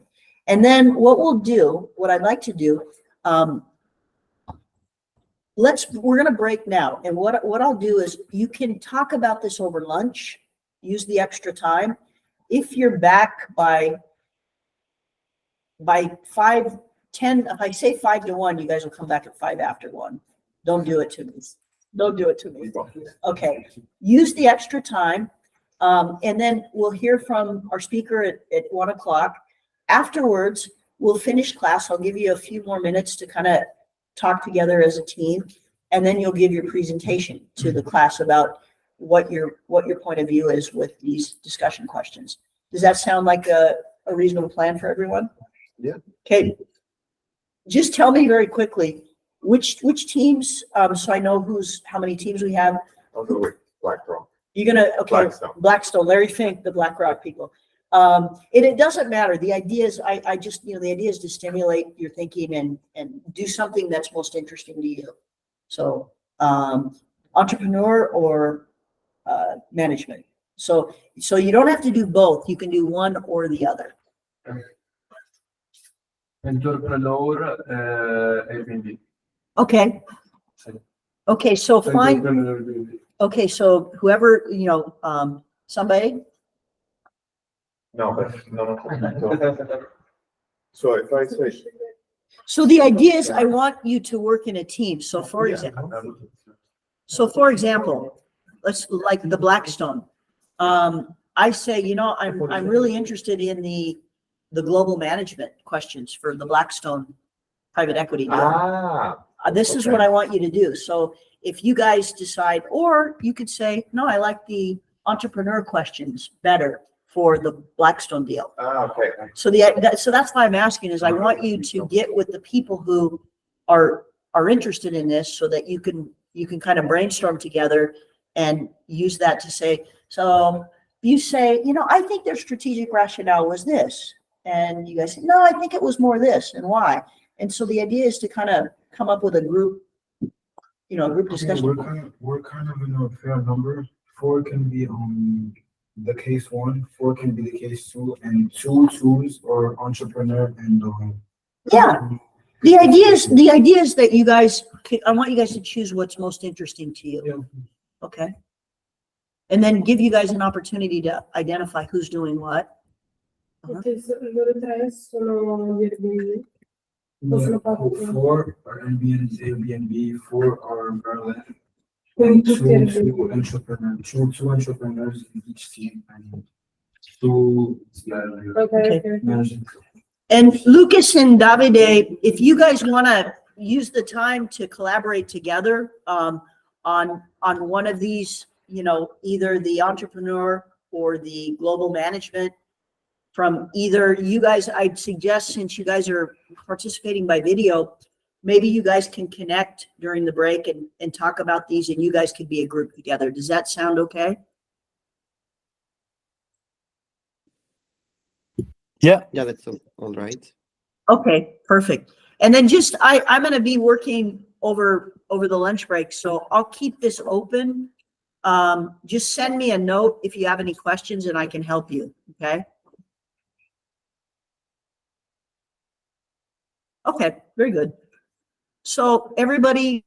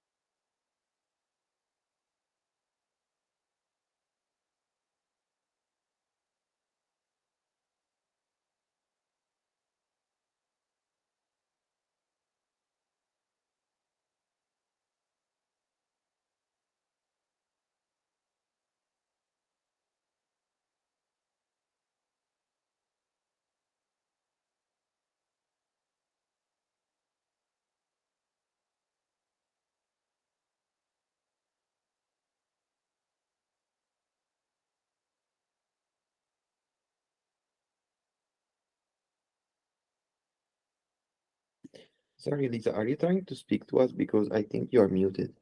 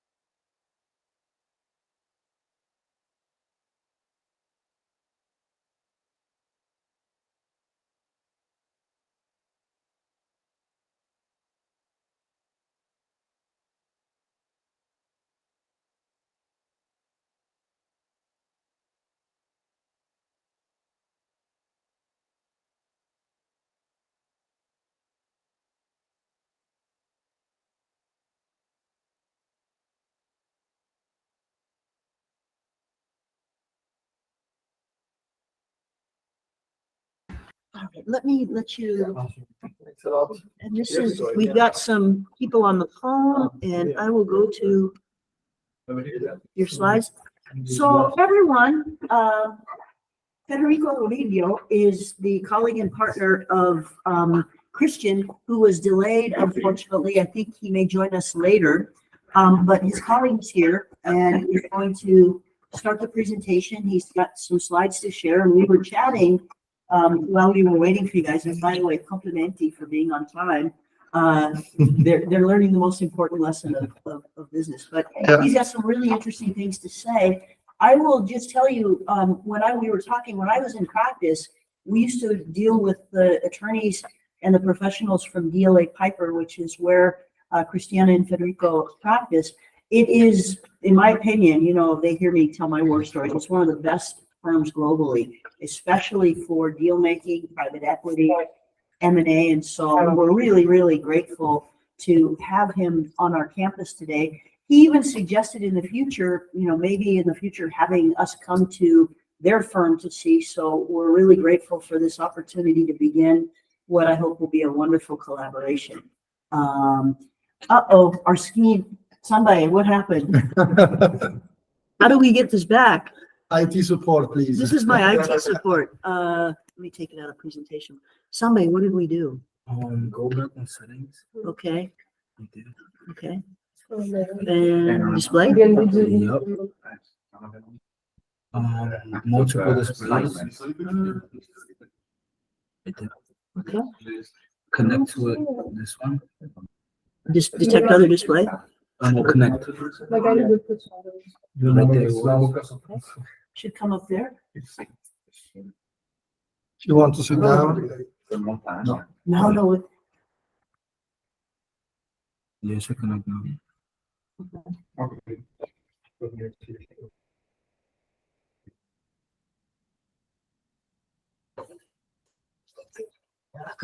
Perfect. Amazing. Somebody. Good job. Okay. Let me make this. Okay, Okay, amazing. I will give you the wheel. So thank you very much for being with us today. Thanks for you. Christian makes his apologies for not being here, but he had a last minute issue, so he asked me to make this for him. I work with Christian since several years. I'm a lawyer in DLA Piper since 2019, and our office is really next to this place. It's in Piazza Fari, and as I said to Lisa, we would be really happy in the next future if you wish to come to visit us. We would be happy to have you make a tour of our office just to see where we work, what we do, and how people interact among themselves. We are a global firm, as Lisa said. We have several offices all over the world. And our global managing partner is trying to create a sort of community among the various lawyers, because there are several law firms with several offices around the world, but not many of them are able to have a sort of community interacting together in a global transaction, multi-jurisdictional transaction. We are trying to do so, even if, the main part of my work is working with Italian and foreign clients in a transaction that are national. So, for example, a foreign client that is trying to purchase a company or a business that is Italian. And I said that my work is assisting companies, financial institutions, but also physical persons in M&A transactions. My name is Federico Rodillo. I was born in Milano. I studied in University of Bocconi. I made an exchange program in Sydney, just a semester for understanding a bit better the fundamentals of the common law system that is different from that is a civil law system derived from the Romanian Empire, let's say. And I started working in a law firm, and I am a business lawyer since, day one after my graduation. What we will discuss today is a sort of analysis of an acquisition transaction from the legal angle, let's say. I know that you are very skilled from a business, a financial perspective. You have also very good fundamentals of legal principles relevant for an M&A transaction. What we will do, it will be a very quick overview of the various phases of the most critical part or clauses that usually people like you will need to deal with lawyers. And if we will have time in the end, it would be good also to share with you a sort of sample of a sell and purchase agreement, and maybe reading together a few clauses just to allow you to understand, if you not already known, how is a sell and purchase agreement that you probably will negotiate with your external lawyers when you will be in charge for your future employer, let's say. So an acquisition transaction, let's say that there are various reasons for having an M&A transaction, very in general, investment or management purpose, growth, diversification, or a combination of the previous points. Clients that come to our office have different needs, and it is really important for the client and for the external lawyer to immediately understand which is the final scope of the transaction. I want to make money. It is an investment. I have this amount of money. I want to find a target, invest in the target, and then make a sale of such target with a markup. This is an example, stupid example. Another stupid example, one client may tell me, I have this company that is active in this sector. I want to purchase one competitor just to grow and to achieve a broader portion of the market and to increase the audience of my customer. This is for growth. Diversification. It happens several times to have clients that are active in a specific sector and would like to make a sort of diversification and therefore enter into a new market. So it is really important for the lawyer to understand which is the background of the client, which is the final need, and therefore, structure the interaction and the negotiation with the counterparty, having clear in mind which is the final target. So I think that nobody of you will become a business lawyer, but my initial suggestion is to disclose to the lawyer or to the consultant that will support you in your future work, what are your needs, what you want to achieve with the transaction. This is really important to allow the lawyer to make your interest and better understand the protection that you need. An M&A transaction, I think that you already know this, can be a seller purchase of a specific asset, seller purchase of the shares of the target company, seller purchase of a specific asset owned by another company, or can be implemented via capital increase. I make a really stupid example. I am the future buyer of a target company. I may agree with my counterparty, which are the seller, to purchase his shares or to enter in the company via capital increase. So the company that has a capital increase equal to 10, for example, may increase the corporate capital up to 15 and allow me to subscribe such additional 5. In such a way, my money will not go in the pocket of the seller, but will go into the company. So it is another of the fundamental assumption of a deal, to understand whether as a future buyer, I want to pay the price to the seller or I want to inject the money in the future company that I will own.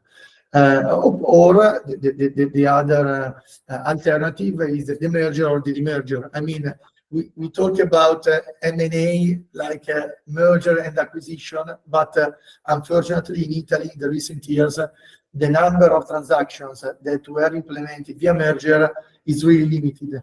The majority of the cases are acquisition by capital increase or by acquisition of the shares of the assets. But I mean, this does not mean that it will not happen to you to complete a transaction via merger of an existing company. Why did Why did it's limited to the Because it's regulation?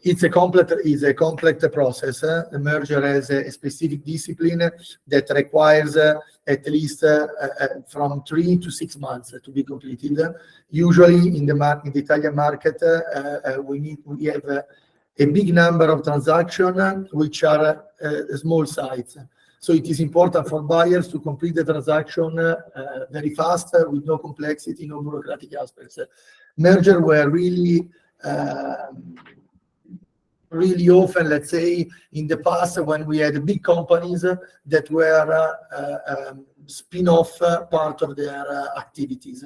Now it's a limited number of cases where we can see merger or demergers. And one of the reasons is the timing for completing the transaction, basically. This is a good question. The process is really complex. In Italy, we have a lot of bureaucratic stuff to be taken into account, but also negotiations are really structured.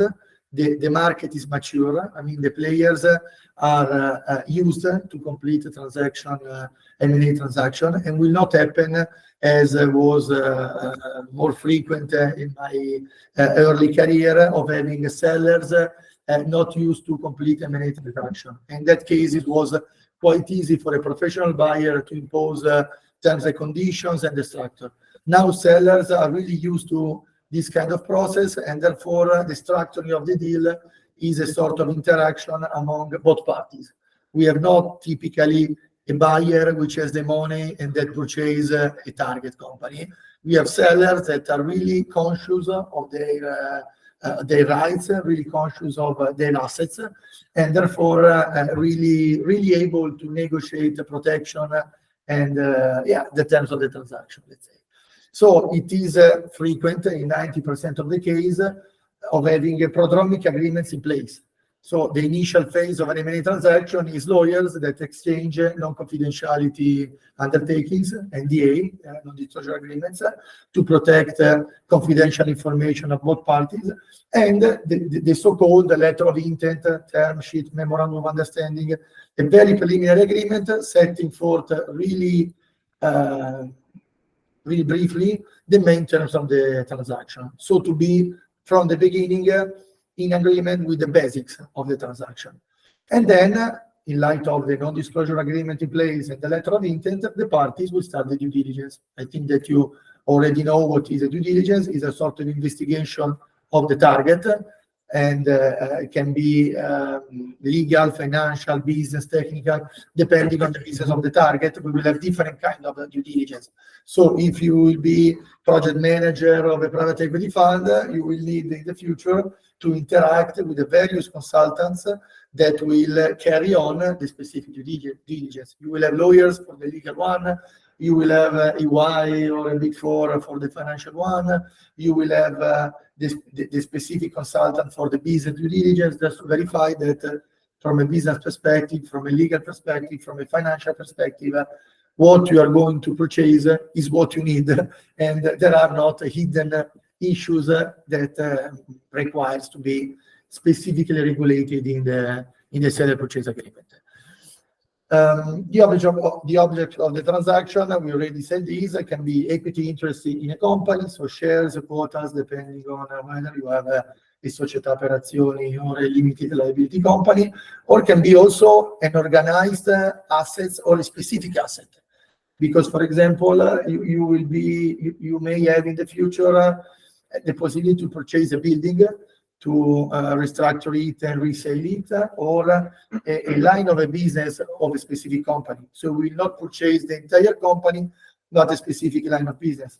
It's what we do with Christian last year. We made a very interesting transaction with an American private equity fund that purchased from an Italian company a line of business that produced condoms, and purchased also a subsidiary that produced sex toys and lubricants.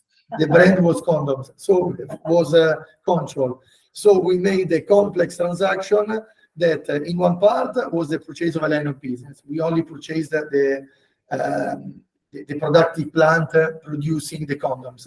But we purchased also the subsidiary that commercialized sex toys and has also the IPRs for this brand that In Italy, it's not famous like Durex, but probably you know Control is the second one. In the next future, they will try to challenge the dominant position of Durex. And was an example of a complex transaction. Equity interest in a company. We purchased the 100% of the shares of the subsidiary having the sex toys and lubricants, and we purchased the line of business, only the line of business, having the plant producing, manufacturing the condoms, which is a really complex technology actually. So it was a very complex deal. Obviously, share deal is for the purchasing of line of business. As share deal is for the purchasing of the equity interest. Asset deal is for the purchasing of going concern line of business. This is a sort of a technical distinction. The transaction was actually also multi-jurisdictional, because the subsidiary were in Spain and the line of business with the plant manufacturing the condoms were in Italy. So we had the Italian colleagues from Madrid that drafted the part of the SPA regulating the Spanish aspect of the deal, and myself and Christian were in charge for the Italian part of the deal. And I mean, the project manager from the private equity fund was one guy that were required to interact with Spanish lawyers, understanding the peculiarities of the Spanish law, and also with us, with the Italian team, understanding the peculiarities of the Italian deal. So he was a really smart guy. It was not a lawyer at all. It was probably a guy with a background similar to yours, but also really smart and really keen to understand legal issues, because as you can imagine, we had also employees, a lot of complexities in the deal. And so he was really smart in understanding the legal complexity of the deal. The purchase contract is the so-called seller purchase agreement, which has a really complex structure, because to regulate this kind of transaction, you will need to have one single contract with your counterpart, that is the seller, setting forth all the rules and all the actions that will be needed to be carried out to achieve the final result, that is the closing, the moment in which the buyer pay the price and the seller sell the business or the shares. Prior to the closing, there are a number of things to do and to agree upon that we will quickly see with the slides.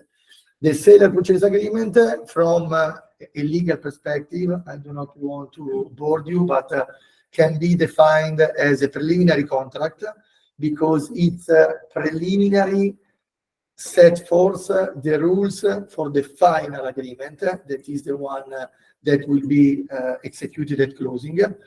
And it can be also considered a conditional agreement, because there are a number of professors that define the seller purchase agreement as a contract which is definitive since the beginning, but it is subject to a number of conditions. This is more legal than business. I mean, the important thing is that the seller purchase agreement regulates the whole transaction. There will be a number of agreements at closing that will execute, that will implement in reality the transaction. But the important thing is that there will be only the execution of what is written in the seller purchase agreement. So what you will go to negotiate since the beginning, what you will go to sign at the signing date, will be the agreement that, will clarify the rules of the game. So a lot of attention to this kind of contract, because after the signing, possibility to change or to revise what you already agreed is really limited. No room for the negotiation. So since the beginning, when the lawyer will prepare for you the seller purchase agreement, you will agree with the lawyer the fee quote of the seller purchase agreement. This will be the most expensive part of the activity of the lawyer. The price, this will be the most important part for you, because for sure the money that the buyer will pay or that the seller will cash in. It's at the end of the day one of the most important things of the transaction. I don't know whether it is important for you to go through the various aspects of the pricing. We will have for sure in 90% of the cases a fixed portion, a portion of the price that will be fixed for sure, and there will be a portion of the price that will be subject to adjustment. It is, 90% of the cases, the parties will agree that a portion of the price is dependent of the situation of the target at closing. Companies, as you know, are something that is in continuous evolution. The net financial position, the working capital of the company today may be different of its position tomorrow and the next week. The financial condition of a company may change materially from one day to another. So a professional purchaser would like to have, for sure, in the sale purchase agreement, a set of rules that regulate an adjustment that is for sure post-closing, because you will need to evaluate after closing how was the situation of the company at closing, and therefore arrange a possible integration of the price or decrease of the price if you discover after closing that actually the company had more debts that were expected.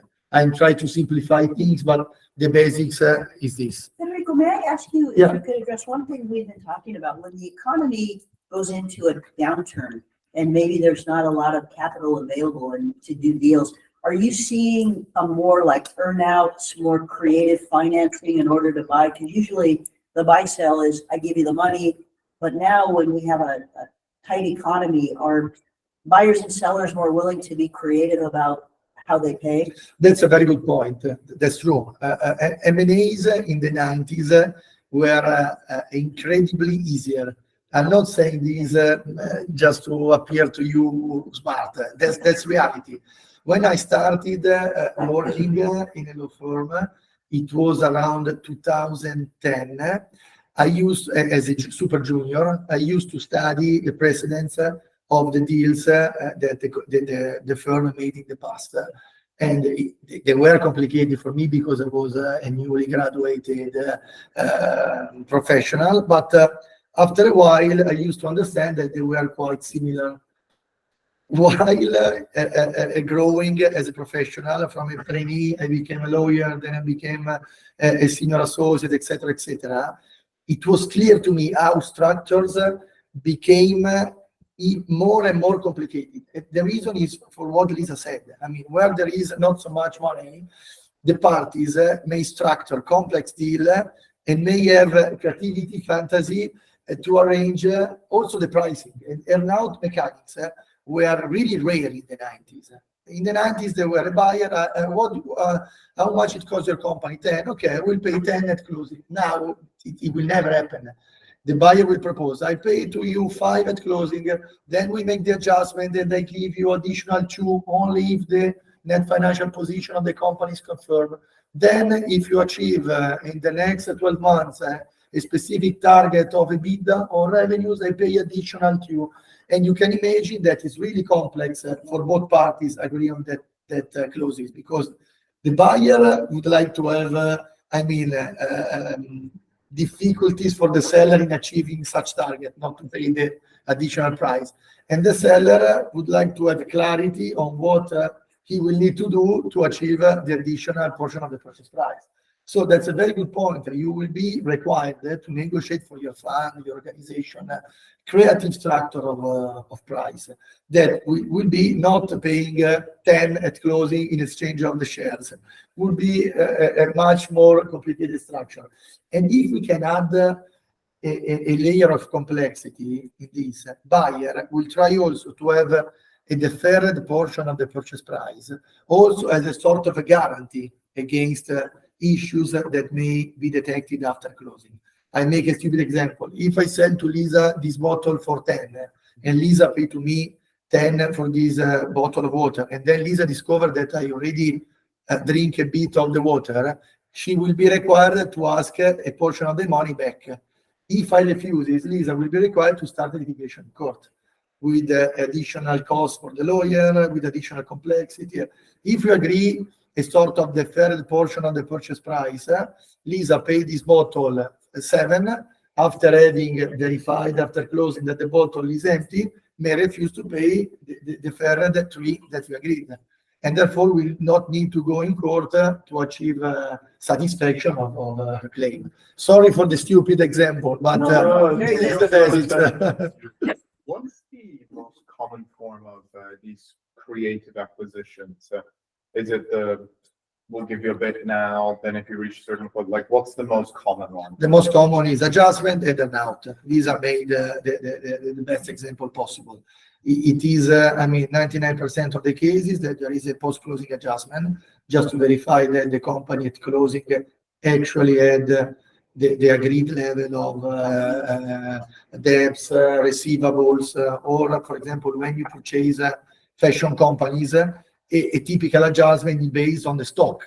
After closing, you go to the magazzino, you verify whether it is true that there is a stock of clothes, shoes that the seller promised, and if not, you have an adjustment by reducing the price paid to the seller because actually the stock is not consistent as agreed, and therefore you will need to produce by yourself with your money the products that you are supposed to sell without producing it. And then the earn-out. Obviously, seller try to resist adjustment and earn-out, obviously, and buyers will try to add complexity on this kind of clauses. But the question is very good.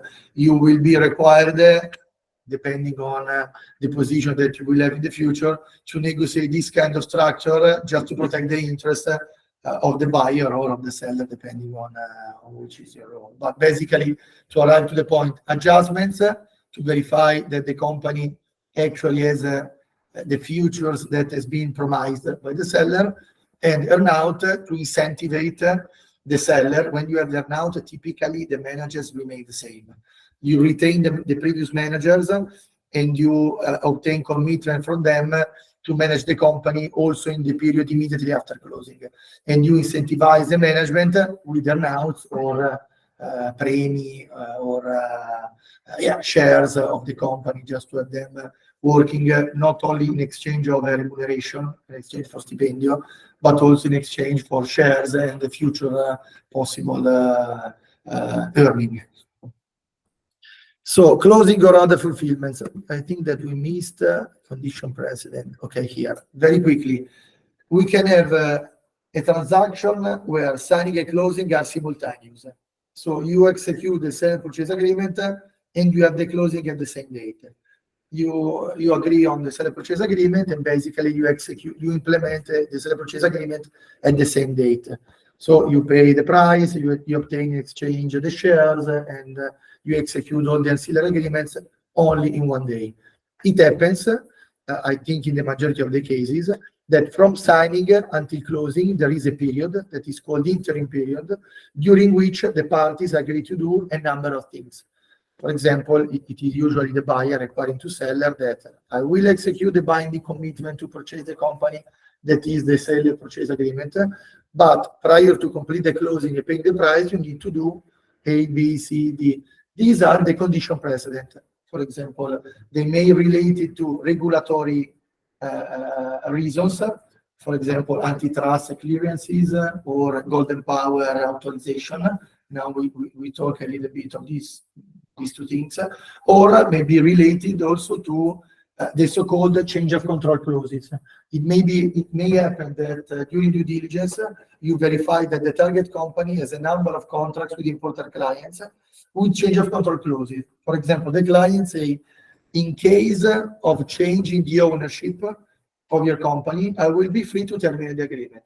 Obviously, the buyer would like to receive the waiver from the client to exercise this kind of termination right prior to purchase the company.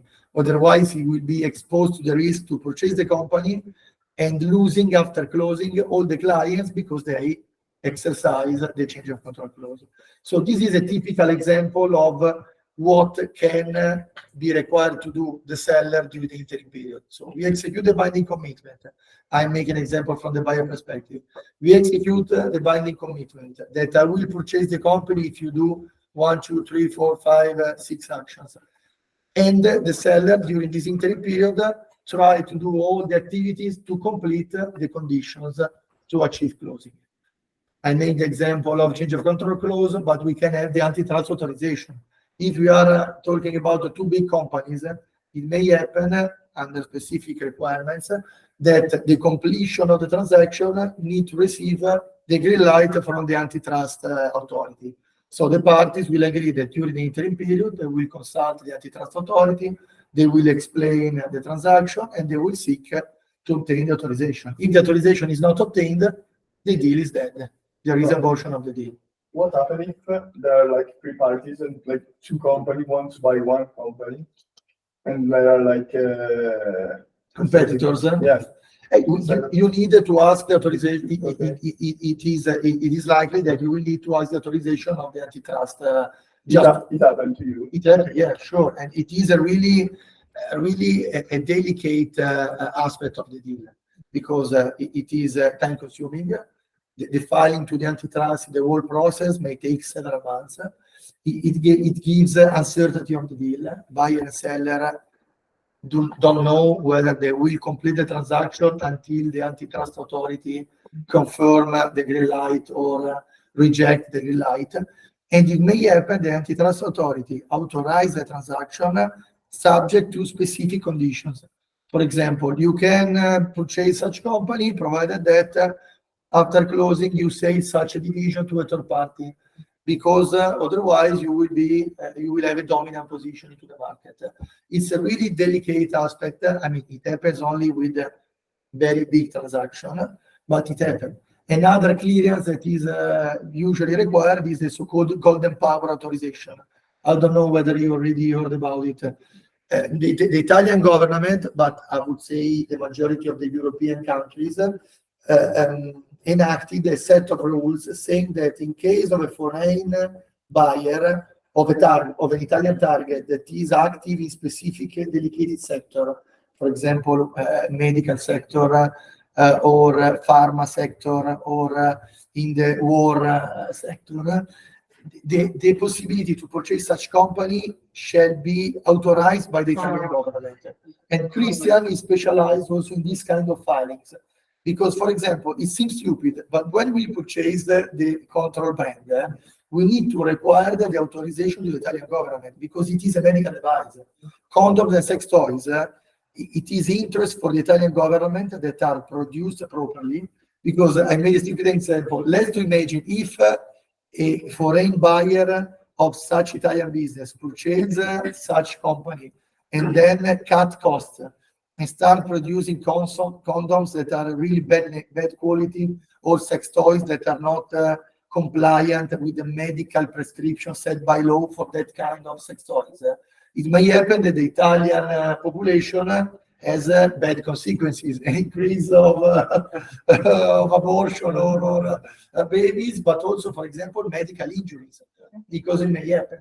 So the government made a sort of verification of our client to understand the business plan, whether he would like to increase production, to implement the quality of the products, or whether he will not have sufficient funds to carry on the business properly. And we had the issues because in light of the fact that they are medical devices, they made a lot of questions on the technical capabilities of our technician that will become the future top management of the target. And we had the risk to not receive authorization because they were not understanding properly the business plan. So it is a good point. I mean, clearances prior to start a negotiation, you may need to evaluate if you will face, if it is likely or not to face that kind of clearances, and if yes, to try to evaluate in advance whether you will have a possibility to success or not. Because if you understand, after having negotiated the NDA, after having negotiated the LOI, after having completed the due diligence, after having negotiated the SPA, and then you discover that antitrust will say no, you will lose time, money, and your owner will evaluate your activity as really bad because you do not try to anticipate a material issue that finally determine the end of the negotiation. So interim period is the period between signing and closing where parties may agree the completion of specific activities to achieve condition precedent, to achieve clearances, etc., to finally arrive at closing. Closing, as we briefly said, it's the core of the obligations of the parties. There is the payment of the price, the transfer of the ownership. Closing are really characterized, apologies, I make myself more comfortable, are characterized by contextuality.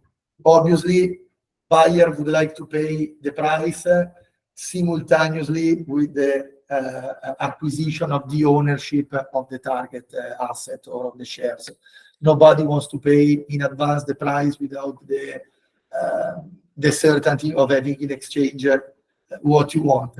And therefore, there is a set of rules that say, even if it is impossible to make these things simultaneously, there are a set of rules that try to regulate the various activities as strictly connected to each other, so that if one of the closing activities is not completed, the party that have interest to do so may require the termination of all the previous activities already completed.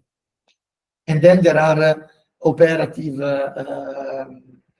tricky that may be implemented. For example, we used to agree with the notary public of our trust that we execute the deed that determine the transfer of the ownership.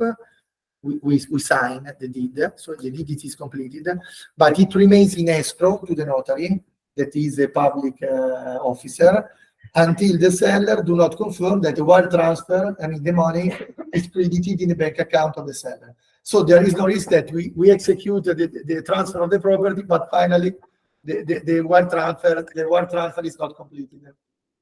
It happened in the past, and I mean it happened that the seller said, "I will not pay back the money.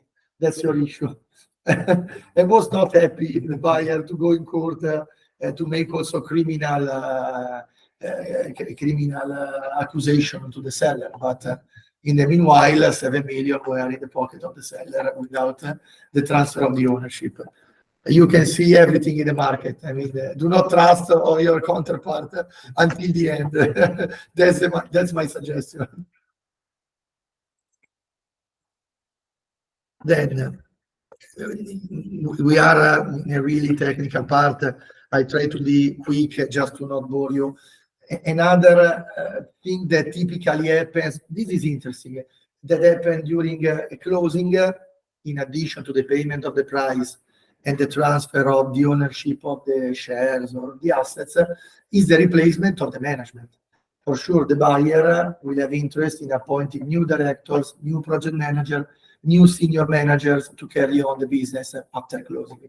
So there are a set of rules to regulate the resignation of the previous management, the possible confirmation of certain past managers that are retained by the buyers, and a sort of undertaking of the buyer not to make any claim to the resigning directors. It is a sort of gentleman agreement. If you discover issues after closing, you activate an indemnity pursuant to the SPA against the seller. You do not sue in court the managers. This is a sort of gentleman agreement that is typical of all the modern market, let's say. So closing is a really complex day because there will be several things to do. One is replacing the managers and creating the new management team that will manage the company. Now we are up to the final part of my speech, let's say, warranties. I mean, it is obvious, I think that you already know this, that when you purchase a company, you will agree from your seller a set of representation and warranties regarding the qualities of what you purchase. I made the example of the stock. In the seller purchase agreement, for sure the buyer will require to the seller to guarantee that the stock the minimum of products or items. Otherwise, I will have paid the price in exchange of nothing. And in addition to this, there will be a set of representation regarding the target company from the seller that the seller will need to confirm. If after closing the buyer discovers that such warranties were untrue, not accurate or misleading, will have the possibility to require an indemnity, the payment of a compensation. And this part of the SPA is really, really complicated because the seller would like to make very short and limited representation, and the buyer would like to make very, very broad. A lot of And promises. Yeah. exactly. So I think that we finished. Okay. If we have time, I think yes. I opened that up for you, so it's, if you go to the Word, Exactly. You already open it. yeah, so all I used to do is, I need to only click here. Oh, sorry. Okay, here. This is an example of seller purchase agreement. Just to having you, yeah. This is, I mean, this document was prepared by Christian. He's more traditional than mine. When I make these kind of lectures, I usually use strange names. I use the ones of the Casa di, sì, come si chiama? La Casa di Carta. Utilizzavo, che ne so, Stoccolma e un altro, e qui mettevo il nome del professore, vabbè, per fare un po' il pirla.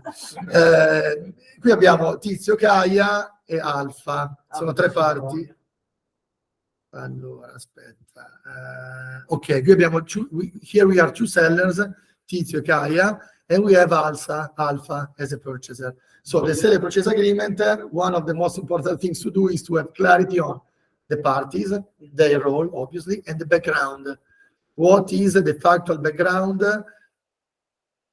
on which the parties agree the transaction? So really quickly, we need to have clarity that the sellers collectively own the entire issue share capital of the target company.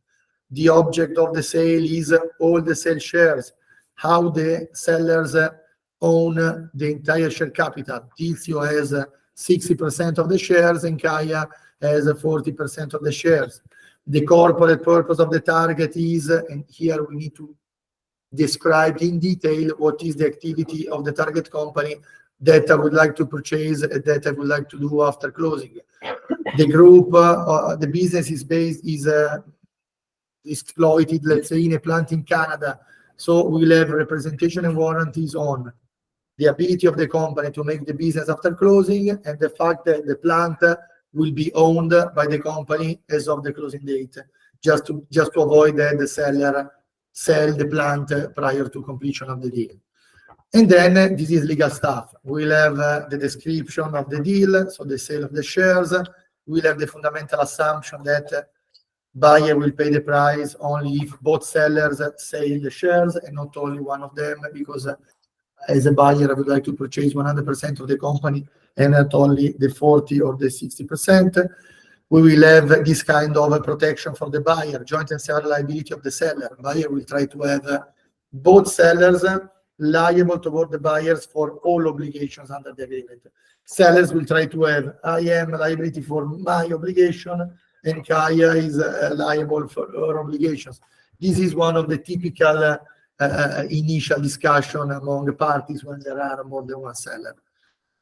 Then we may have this condition pursuant to the current bylaws of the company. There is a preemption right in favor of the shareholders.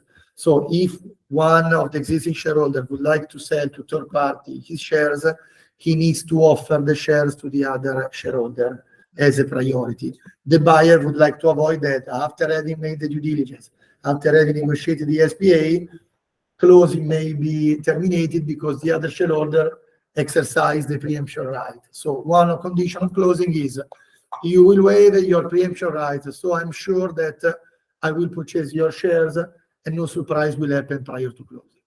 Then there is a purchase price. Here we have, I think, a fixed price, but just to make the example easier, but we will see, we will have a clause stating the price is 10 million to be paid at closing, to be allocated to sellers in accordance with their percentage in the company. So the 60%, 6 million will be paid to Tizio and 4 million will be paid to Caia, etc., etc. Here we'll have the condition precedent. As we said, as we anticipated, the clause states that the obligation of the parties to proceed to the closing and therefore to the consummation of the transaction is subject to the satisfaction, unless waived in writing by one of the parties, of the following condition precedent.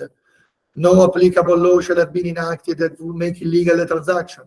No restraining governmental order, this is, for example, the antitrust, will not authorize a transaction, etc., etc. And then we have the business one. I think that here we had something related to the due diligence. Yeah, here we said, sorry, I made this good example. Here the condition was that the plant in Canada will be carved out from the transaction prior to closing, because the seller required this. I remember this deal. So one of the condition precedent requested by the seller was, prior to complete the closing, we will have make a spin-off, a carve out of the plant to another company of my group, because you pay 10. If you want the plant, you will be required to pay 30, probably. And so prior to closing, the parties agree that the plant will need to be carved out. And then here all the complex regulation of what the parties need to do to achieve completion of the condition precedent. Interim, do you have a question? Yeah, I have a question about in the case of unions, no, particularly in the United States. If, say, Rico Castiglione, and say I see this big company and it has a union, do I need to recognize that union? Because I know it's a legal entity. But the moment in which I buy it, is it something that gets dissolved, or do I have to recognize it? What do you mean for union? Apologies. Union, sì, un sindacato, cioè che negli Stati Uniti è una Certo. cosa che fanno. Sure, yeah, for sure, you will be required to maintain the union. The question is good because in case of a purchase of a 100% of the shares, depending on the specific case, it is likely that the buyer will be required to maintain the union for sure, unless the buyer agrees with the seller that during the interim period, the seller agrees with the union and the relevant employees the dissolution of the union. But if it is not agreed such kind of a dissolution, the buyer succeed in all the obligations, rights, and duties of the previous owner. In case of a sale of a portion of the business of the company, for example, a going concern, you may need to have a labor law expert, because you need to evaluate whether you can avoid the union attaching your going concern. So it is a good point. I mean, the employment aspects of a deal, as well the administrative one, the regulatory one, the contractual one, the corporate one, will need to be analyzed and investigated during due diligence and reflecting in the sale purchase agreement. In case this target will have a union, for sure the seller, just to avoid issues, will have required the insertion of a clause somewhere stating that the buyer undertakes to confirm the union arrangements at closing and to maintain appropriate level of employment until 1 year, 2 years, 3 years post closing. So this is good. It is one of the typical issues that will be discovered during due diligence and that will need to be regulated in the sale purchase agreement. So in a purchase agreement, you can have rules that apply directly to a specific person. Sure. Because I think about, I don't know if you've ever seen it, but Michael Scott, he created a paper company. Can you have a clause that says, I will buy it for this amount of money, for 10 million, but I will give you 10,500,000 if you never go into an industry like this? That is a non-compete you anticipated. It is one of the ancillary clauses that is really important. This is a really good point. It is a smart question because I purchase a target company from my seller, but if my seller has the knowledge, the ability, the connection to replicate such a business into a new business and make competition to myself, my investment will be destroyed. In the seller purchase agreement, this is one of the final clauses I'm quite sure that we have here.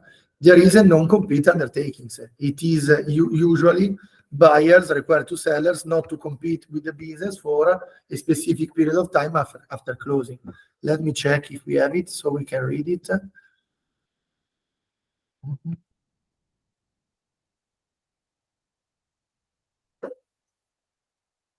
Specific indemnities. We do not have here. Let me check. Compete.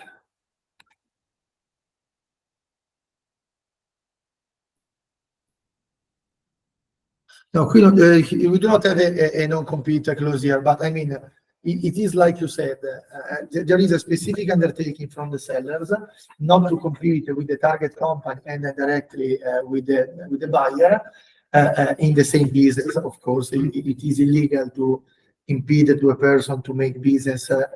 Broadly speaking, you need to specifically decline which is the business, which are the territories, and which is the period of time for which the non-compete undertakings is valid. But it's a typical undertaking that buyer requires. This is a good question. I mean, I think that we have 10 minutes more for a Q&A session. I'm conscious that I told to you about several things. If you want to focus on specific items or to make specific questions, happy to clarify things because the time is limited. The things to be mentioned are a lot or to have been clear. But if you have doubt, we have time to better investigate any aspects that you may be of interest for you. I have just out of curiosity, when you speak about the changing management when there are an acquisition or something like, and in your experience, how many times the changement of the management employees and reflect in a positive way for the future business, or sometimes when there are a changements the company and it's difficult to grow as expected. Based in my experience, Yes, no, but it is a good. Also, this is a very good question because I see a lot resignation of directors, but confirmation of the managing director. It is a very crucial item.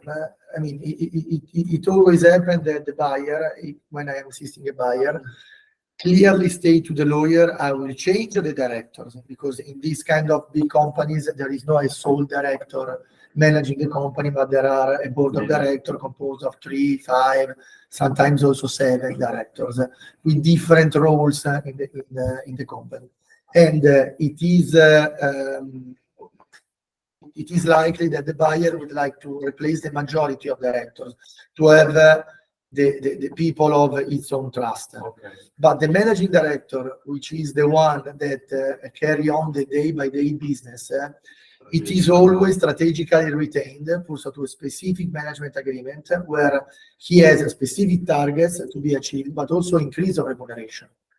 And the fight is when the seller is a group, he would like to retain the managing director. So the fight starts on, I would like to retain my manager, he will resign, I will keep him in another of my companies. And the buyer, I buy only and unless if you allow me to have your managing director. And it depends on the sector, especially in IT sector, fashion sector, the managing director is priceless. I mean, you have the knowledge of the business and the contacts that allow the buyer to carry on the business in a very good way. In the example that I made you, the one of the control brand, the managing director were changed because I mean it was not so strategic. The managing director, the business were clear, condoms, sex toys. You can replace the amministratore delegato without losing money. But when you have, for example, we assisted the Car2Go in creating the Italian business, and Car2Go at the beginning was a joint venture with the BMW and the guys that had the app, that had developed the app. After an initial period, BMW exited from the joint venture, and there was a fight for retaining the managing director that was a BMW guy. The actual owner of Car2Go paid a lot to retain the managing director that was a former BMW manager in the company, because they need to replace the BMW from different. Now I think that Car2Go is starting with Toyota, but the fact that the managing director were like the cashier, like Enjoy, it was crucial having a guy that had connection in the automotive market to replace the BMW cars with another brand, because BMW was not happy of the losses and decided to exit and not supply anymore BMW cars.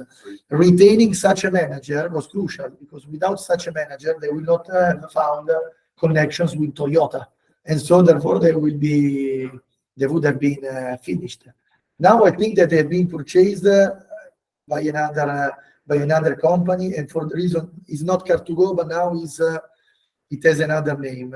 I cannot remember. It's like not enjoy. I have the app, but I never use it. Let me check. Sharing. Now is a share now. Share now purchase Ah, Car2Go. quello con le Citroen. Scusa, non Toyota, Citroen, hai ragione. Prima erano BMW è uscita perché hanno fatto un sacco di perdite e quindi gli hanno detto non ti fornisco più le macchine a prezzo vantaggioso. Esatto, a Milano c'è stato questo tema qui, atti di vandalismo, i tassisti hanno provato a fare una sorta di sabotaggio distruggendo le auto parcheggiate, perché ovviamente era tutta una mancanza di guadagni per gli NCC, insomma, adesso non vi annoio su sta roba. Vuoi Però mettere a fare fantasmi di taxi e non accettare neanche la carta? Generalmente queste operazioni qua, no, figurati. da che dimensioni di aziende sono fatte? Cioè, nel senso, sono generalmente di famiglia che fanno queste cose qua, o sono proprio grandi corporazioni che fanno queste robe qua? Perché, nel senso, a pensare all'esperienza di mio papà, loro hanno sempre fatto closed doors direttamente con la persona interessata, dicevano io ti do X, tu mi dai tutto e la risolviamo così, no? Quindi acquisizione pura, senza avvocati, senza... proprio diretta, perché non È un rischio. sì. It depends on the size and on the business. Because, for example, I made, let me give you an example. I helped one of my best friends to purchase a cocktail bar in Milano. The transaction was really easy. He agreed with the previous owner of the cocktail bar, the price for the license and for the immobile. We agreed that the payment terms, 80% at closing, 20% after 6 months, and we completed the deal in 3 months. But this was a really small deal. The price was like 40, 100,000. I mean, it is a cocktail bar. But it depends on the sector of activity, the size, and the complexity of the activity. Because, for example, you see in the M&A mid-big market that there is not interaction among the buyer and seller. The buyer appoint a sort of agente, a sort of M&A intermediario that understand which are the requirements for a target of the buyer, go to the market, make a sort of business due diligence, identify possible targets, introduce the possible targets to the buyer make a selection of the most interesting one, and then choose the target and start the deal. It is really complex. So we can have a family that sell his business to another family, private equity fund that purchases from a family a business, private equity fund that purchases from another private equity one of its portfolio company. You can see everything. But that's exactly my question, because I think of like aziende di famiglia, poi dipende dal settore. Some of them are extremely competitive, altri sono proprio solo in 4 che fanno quella roba lì, e quindi you either know the person, you've either worked with them in the past, and so it's much easier to go directly there. That's why I'm asking, like, is it maggiormente aziende di famiglia, or is it like big corporations? Or Tu dici statisticamente nel mercato italiano. Dico, la sua esperienza, erano maggiormente aziende di famiglia che facevano questi grossi deal qua, o erano tipo Ferrero? Well, it depends, because DNA is specialized in a small, mid, and big size. One of the characteristics that make me happy to join DNA was that we are in a world where the specialization is the must. I am a business lawyer active in several sectors with several sides of target companies. But it may happen that if you go to Latham & Watkins, that is another very good American law firm, they organize differently from us. They are organized by, at least in Italy, by specialization.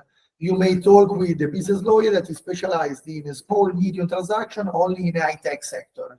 So he's the master, but only that kind of sector. Maybe never made a transaction in the pharma or in the automotive sector. It depends.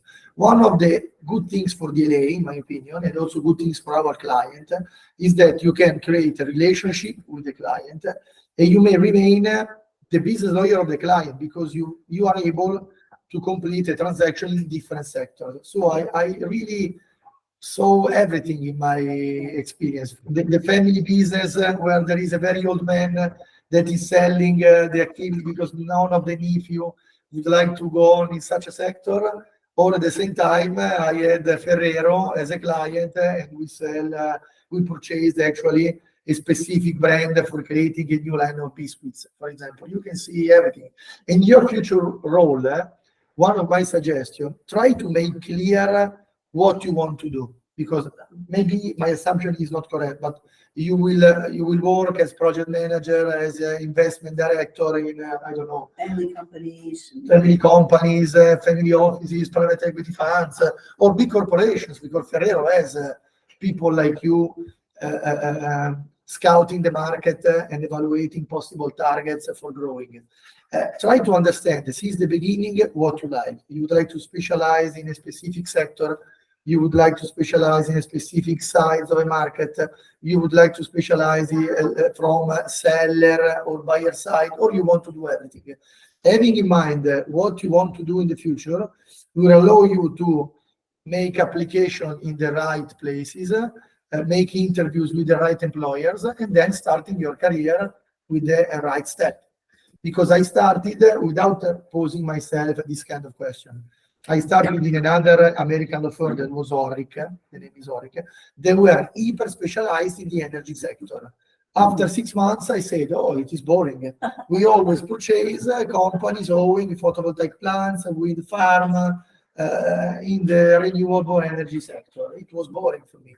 Then I shifted in DLA where I can work on I don't know, automotive, hospitals, and that's it. But you may find a lawyer that say to you, no, it's boring, make everything. I would like to be the master of a specific sector. I am the best in that kind of transaction. I want to be that guy. Depends on you. And the same for the M&A financial guy. I think that is there is the same kind of distinction. So now you are young and you are creating your own skills and knowledge, but try to understand since the beginning if there is a market that you want to investigate. If not, if you want to support people in making a transaction from the buyer perspective, or if you want to work in an M&A firm that put in contact parties for creating the deal. I mean, I think that there are values and options after this kind of course for you. Try while you studying all your subjects, try to imagine what is more interesting for you, so to be ready when you will be on the market to follow the right rules. This is a stupid suggestion. No. I have one, while we have you here, your great expertise, I would like you to answer one question for the benefit of everyone. When they go into business, they will work with their outside attorneys. And one of the things in my career, and I'm sure you see it too, some business people work better with their outside attorneys, some not. But if you could give these guys advice on how to build a positive relationship with their business lawyers, their outside counsel, what would you tell them would be the best way to start building those strong relationships? Because they're very important to the business when they're good. That is a very good question, because I speak from the perspective of the business lawyer. We are external lawyer.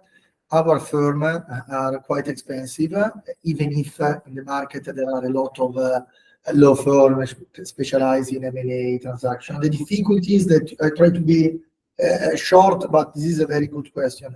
You will find a lot of competition in the market, in every sector. Unless you will specialize in something that is really modern, I don't know, unless you are an IT developer of artificial intelligence, you will find a competition, very hard competition. It is a period of economic constraint, but it is full of people that is skilled. So there is a lot of competition in every sector. So try to do the best of yourself, try to invest on yourself, making these kind of courses, specialization courses, but also try to build relations with third parties, your colleagues, your employer, your team, and also with your consultant. Because the transaction in which I have worked better are the one where my client tried to create with me a relationship and try to have with me a loyal relationship. Because it's true that we are not colleagues. You are client, I am the lawyer. I am expensive, so you pretend from the lawyer a good work, a quality work, responsiveness. But if you try to motivate your consultant to working good for you, not only in exchange of the money that you will pay to him, the quality of the work will improve significantly. Because the clients that treat consultants as merely people that are required to do a service are not able to motivate the consultant to do its best, and is not able to have the consultant being passionate with your transaction. So it's like when you need to create a good team, your junior, your collaborator, you will try to motivate them, not only because of the wage that you will pay them, but because you will need to have them believe in your project. I think that it is the same with external consultants. If you try to make them passionate with your transaction, with your work, with your target, with your goal, on top of the remuneration that you will have agreed, you will have people that will work with you very, very good. Otherwise, you will be one of the clients that is only annoying the consultant, requiring a new SPA within tomorrow because we have an important meeting. If you try to create a sharing of your target, you will have more. You will have a significantly more. Thank you.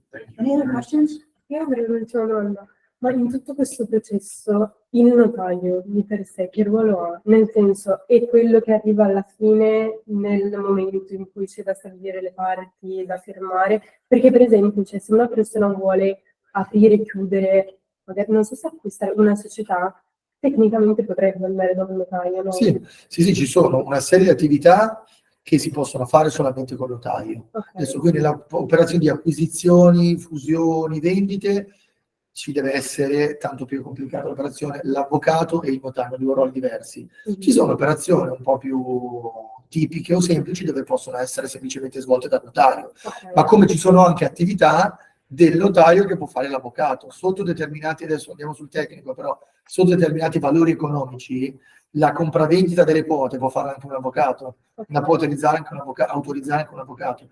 Il notaio nei deal complessi di M&A spesso compare alla fine, al momento del closing, quando perfeziona l'atto di compravendita definitivo, perché in Italia la proprietà deve essere opponibile in terze parti e quindi deve essere registrata in pubblici registri.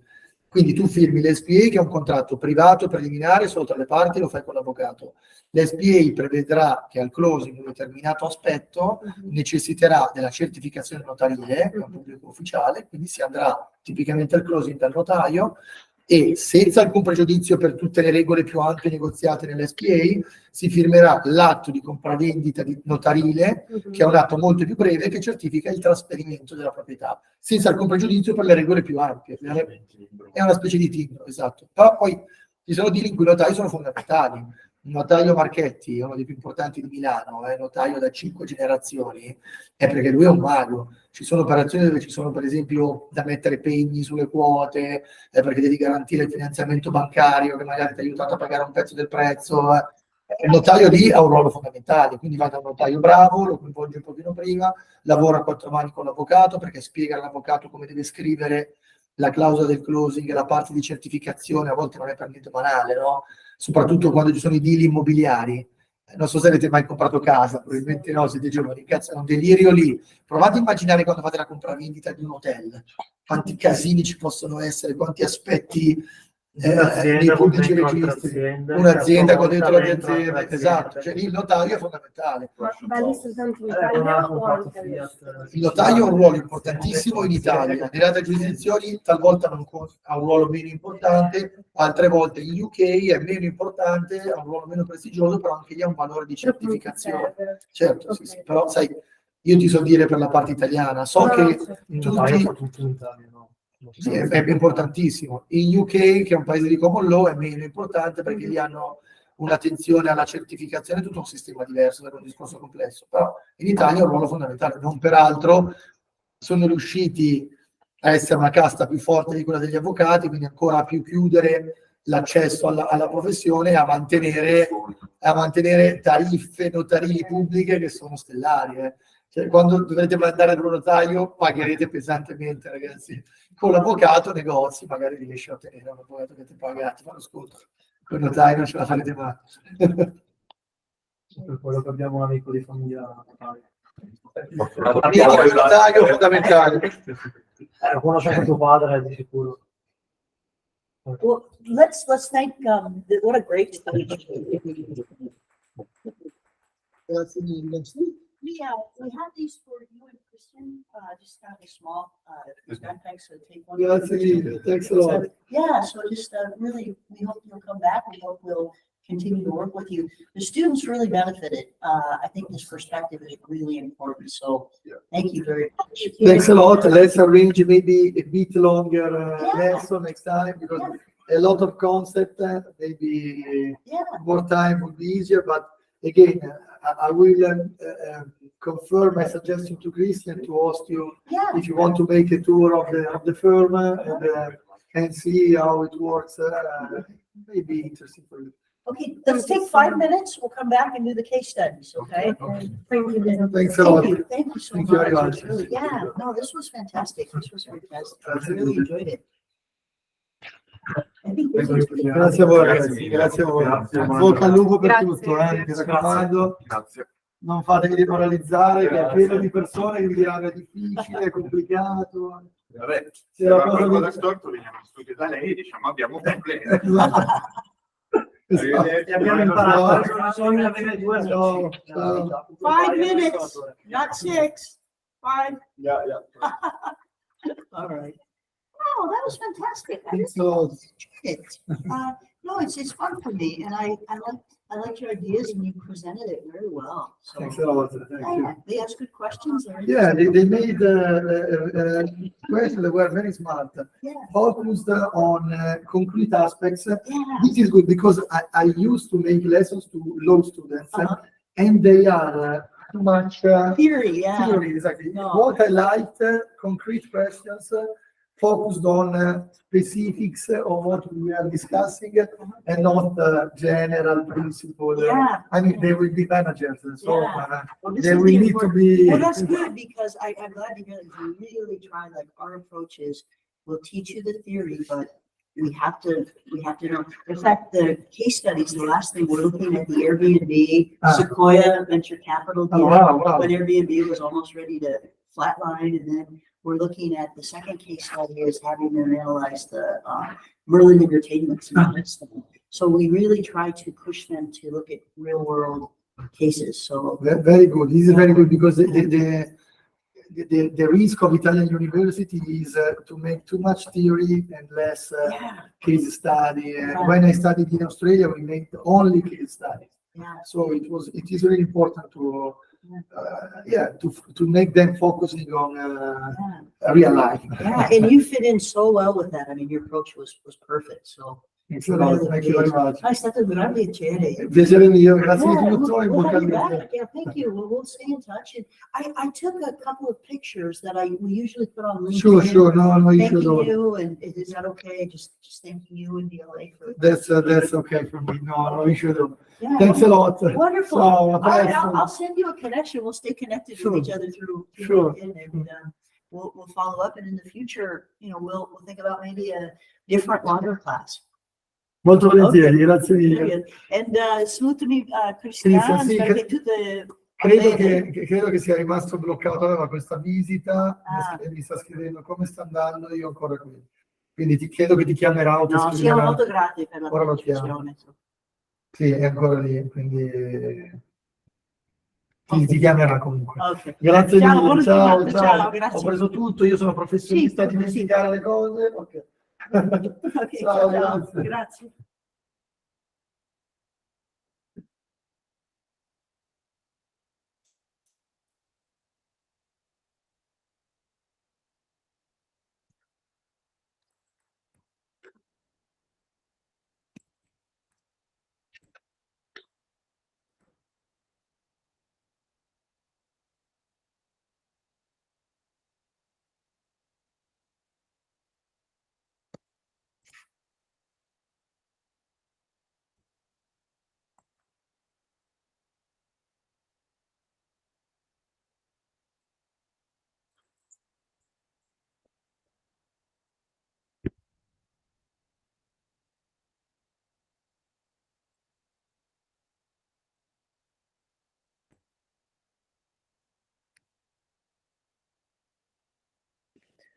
Hello, Lisa.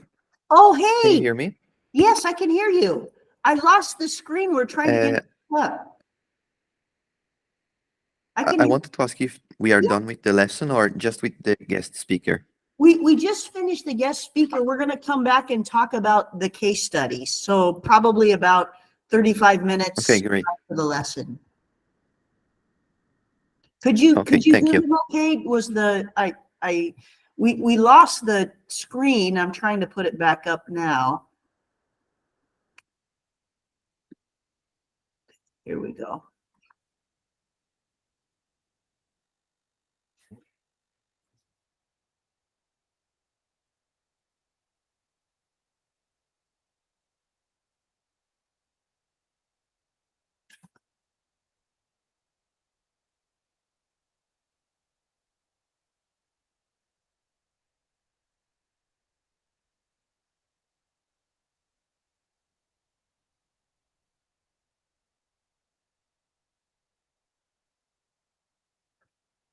Eccoci qua.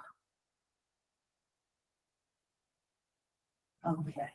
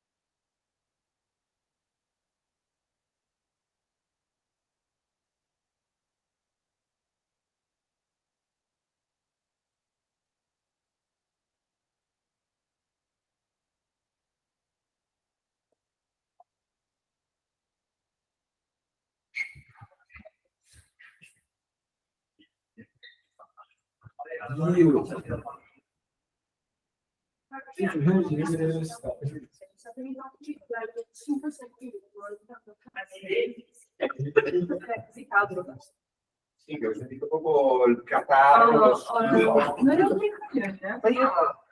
Ai coglioni. I am but the perfect gentleman.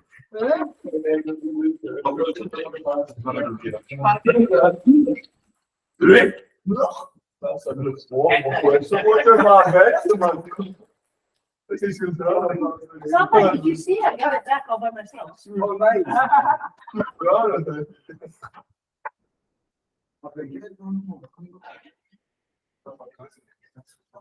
Okay, what'd you guys think? What'd you guys think? Did you like it? Yeah, it was very. You know, I'm very impressed with those guys. That's a good firm, and I think the more you can kind of, what's That's that? Mirko saying it. Wow. But what do you think, like, his background was legal from the first year of university? We were talking before he started. He kind of studied economics, business, Okay. but then went to law from there. Like, after the 3 years, he's Yeah, specialized then he starts in, going into, okay. you know, he decided to study jurisprudence after. So, for example, if we finished our BBA in business administration, Uh-huh. do you think like then for a specialization in legal, Yeah, you could go and study, you could study law. interesting? You know, in fact, I think studying law is a great education, Mm, even for business. yeah, sure. Yeah, Also, if you want to start a business, also Yeah. you know what what the Yeah. issues are. I mean, interesting. I was involved like him, you know, you're involved in all the deals. Mhm, You're involved in the negotiation, the valuation, mhm. you know, yeah. I think, and his point I thought was really good, where you kind of be open to different things, Yeah. you know, except one thing. I remember I took tax when I was in law school, and I said, I'll never do tax law.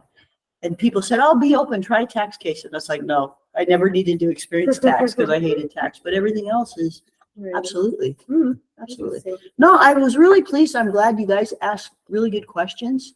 In fact, he was, you know, this is something time and time again. Stefano and I were just talking with Forbes Italia. And one of the things that we talked about is they said, what kind of feedback do you get from the companies that and the speakers that come in? And they all have said one thing consistently, many good things, but they say your students are different from the traditional Italian statale where it's just theory and don't ask me questions. I just want to memorize that. Everybody is always really impressed with you guys that having a very practical, you know, grounded approach, because that's what employers are looking for right now. In fact, if you know, the Wall Street Journal, I've mentioned this to you guys before, has been doing a series of articles basically saying, you know, an American bachelor's degree right now is really being looked at in a very skeptical way by employers, because you spend all this money and you come out of a top school and your first day working, you don't know what to do. You can't write a letter, you can't negotiate, you don't know how things work. And so I really, you know, I saw that in action with you guys. And I just really want to myself give you feedback too, that I really like the way you guys interacted. And I hope you find it valuable, because we can talk about the theories. That's why I like with these case studies. In fact, he did tell me he studied in Sydney. He was in Australia, and he said that's all they did were case studies. And I think that's a really valuable way. That's why, you know, we'll modify this last exercise together in view of the time, but it's really important to look at real deals, real transactions. Why did they work? Why did they not?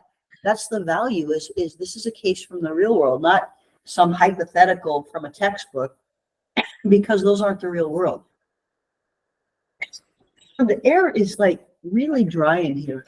Mm, But it's also oddly warm too. mm. All right.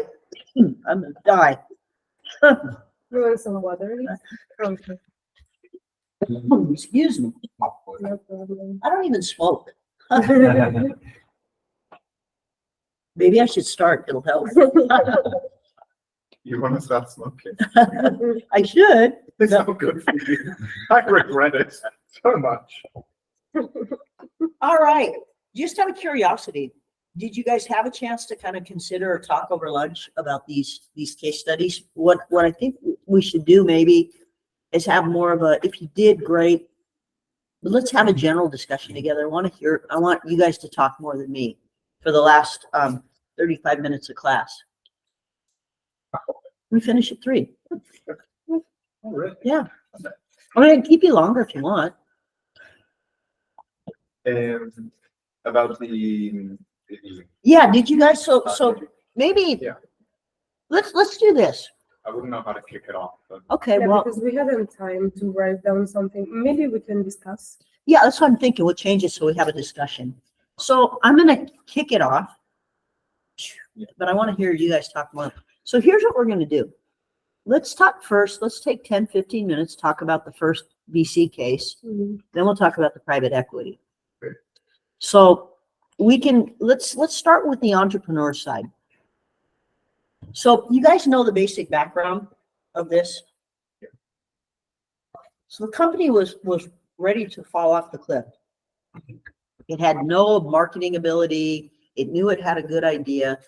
It didn't have money. It didn't have resources. So Sequoia comes along, and they say, all right, we're going to give you, everybody remember seed money, our initial investment. We're going to give you managers. We're going to kind of take control and help you become successful. So let's kind of start this first question. I want to hear from you guys.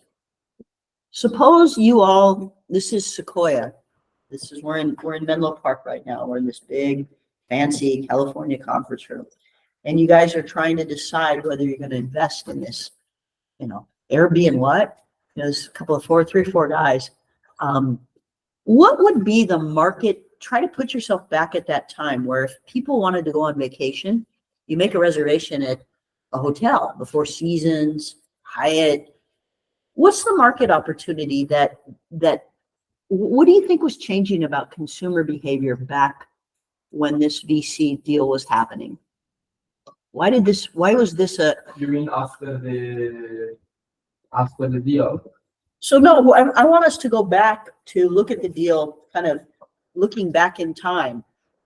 What do you think was the reason? So if you were Sequoia, you're part of the firm, and you're saying, I think we should give them money. Because there is no other, there is no option Okay. of taking an hotel. Okay. Or moving on or knowing the hotel. Okay. So that could be another way. All right. So I'm going to be the senior partner, which means I don't know anything. I just come in and ask questions. You guys have done all the work. So I come in and I say, why are we going to give this company money? If people want to go on vacation, they go to a hotel. Why isn't there a market for this? Thinking about the view of the buying, maybe they thought like this is such a great value also because can be a global market. I mean, for example, if you want to invest in a hotel, maybe it could be catena. Chain. Yeah, but not, you cannot go in a global market. Okay. You know what I mean? Like, Yeah. for example, Regional, Airbnb, stay in a region. yeah, Airbnb can have an overview globally. And they can expand their market a lot. Okay. So the first thing is they can expand. This is Yeah. value because we can take this model and expand it. What else? Why should we invest in this company?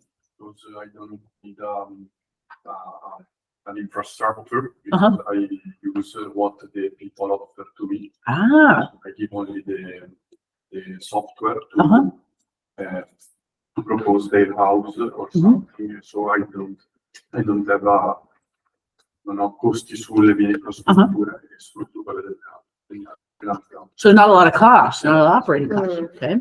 let's also look at the consumer. The consumer places themselves in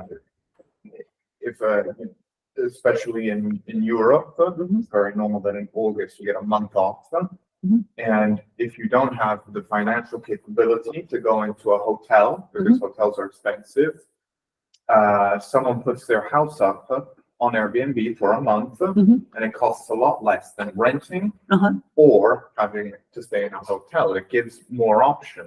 Uh-huh. Back in 2000, well, since we're talking in 2008, camping is being phased out. It's Yeah. not something people do anymore, but people still want to go on adventures. Yeah. And so instead of going to Torino, I go to Pino Torinese because Enrico put his house on Airbnb. The same way, instead of going to Brescia Centro, I go to Andrea's house. It gives not just the center of the city, but it gives a possibility to the consumer to see what it really is like in a place. So an experience, Exactly. It's not just a Portofino. hotel room, yeah. Yeah, it's not just Portofino, it's also Cervo or Imperia or Mhm. Genova. It gives more flexibility without having the hotels decide the price. Okay, so if we were back in 2008, 2009, and you say, how do we know consumers will accept this? Suppose we have the benefit of now knowing, but if you were back in that moment and you had the traditional industry, and these guys were disruptors, right? It was disrupting an industry. People need money. Okay, In the now, 2008 crisis, people who have houses at the sea, maybe they realize, oh my God, that this is a big problem. I need some extra cash. And so they'll put the house up on Airbnb and it'll give them a couple $100. very good. So now we got price, experience, what else? It's also very easy for both of the parties. Okay, Yeah, because maybe you have a house that you want to rent, but maybe it's also so difficult to you to find someone that wants to apply to your rent. Uh-huh. So it's also like a possibility. okay, Advertising. Yeah, for advertising, for know that you are rent and so. very good. So that's, I mean, you guys are hitting on all the right issues of the opportunity in the market. Let's take a quick look at the business model. You guys have already talked about this a little bit. The traditional hotel business model, franchise or expand. This is a different business model. How's it different? Who's gonna, so instead of having a franchise, we have Individual. the individuals become our host, right? So what do we think about this business model? If we were sitting back in 2008, 2009, e-commerce was just starting. What would be the advantages and the risks of this model? The advantage is, Giacomo, you already said it, it's cost. The advantages, of course, cost and the stuff. So the easy, all the it's easy to achieve and get it and advertising this stuff. A risk could be if an host is a bad host or they don't care about the house. Yeah. Or it happened to me in Amsterdam with that Did you guys rent a yeah, Airbnb? Airbnb, but That was bad. yeah, Oh. on the photo was very good. Yeah. There was a good bathroom and stuff. Just we come, it's all tutto sporco. Dirty. Yes, dirty, and the bathroom is broken, the sink is broken, yeah, this stuff. What did you guys do? Just out of curiosity, did you We asked for a adjustment? adjustment, but finally we had to take another BNB. Okay. And the repayment happened 1 month later. So they gave you some of your money back. This is one bad experience, but I rent BNB a lot of time, and most of the time they are so good. What can happen is a risk. It's a risk. So that's the other side of this business model. The one side is it costs you less. In hotel, it's standardized that Yeah. the room are cleaned, the stuff, the breakfast, so they are standard. And the host, it's up to the host. So if the host doesn't do a good job, it destroys the company. So More than anything, it affects them immediately. Mhm. Because the chain, because I don't know if it's ever happened to you, but sometimes you go into a hotel, you go on booking, and it has happened to me a couple of times. That you go on booking, you just need a room for a night, and then there's all the nice photos and all these things here. You get it, and then you show up to the hotel, and it's like, okay, a bed, that's it. Yeah, stop. Because non è preso la stanza più bella, but you as a single individual, there's nothing you can do to an actual chain. A chain just kind of goes, should have paid more. But instead, a host, like Giacomo was saying, has a direct effect on them. So a couple more questions, and we'll get to the other deal in just a moment. But here's another question. I want to think about this deal today. So we know a lot historically what's happened with Airbnb because of this investment, this VC money they got, they grew. But suppose I come in and I say, hey, I'm Lisa B&B. I want to start a company just like this to compete with Airbnb. What would you, I mean, does this deal happen today? Is the market is there too much competition? What would you think? Could you compete with Airbnb? Yes, because Airbnb is expensive. Airbnb is very expensive because they say 60 euro a night. You're like, oh, that's good. That's very good. But then there's $200 cleaning fee, a 22% tax, the service fee, which is $100, 150 euro. And so at the end, you spend, it used to be much cheaper, but now you actually end up spending about the same as a hotel. No, that's like ride shares. They cost more than taxis now. Yeah. So if you do, you can compete with Airbnb if you go for, a lower cost. Yeah. Perché costa tanto Airbnb adesso. Okay.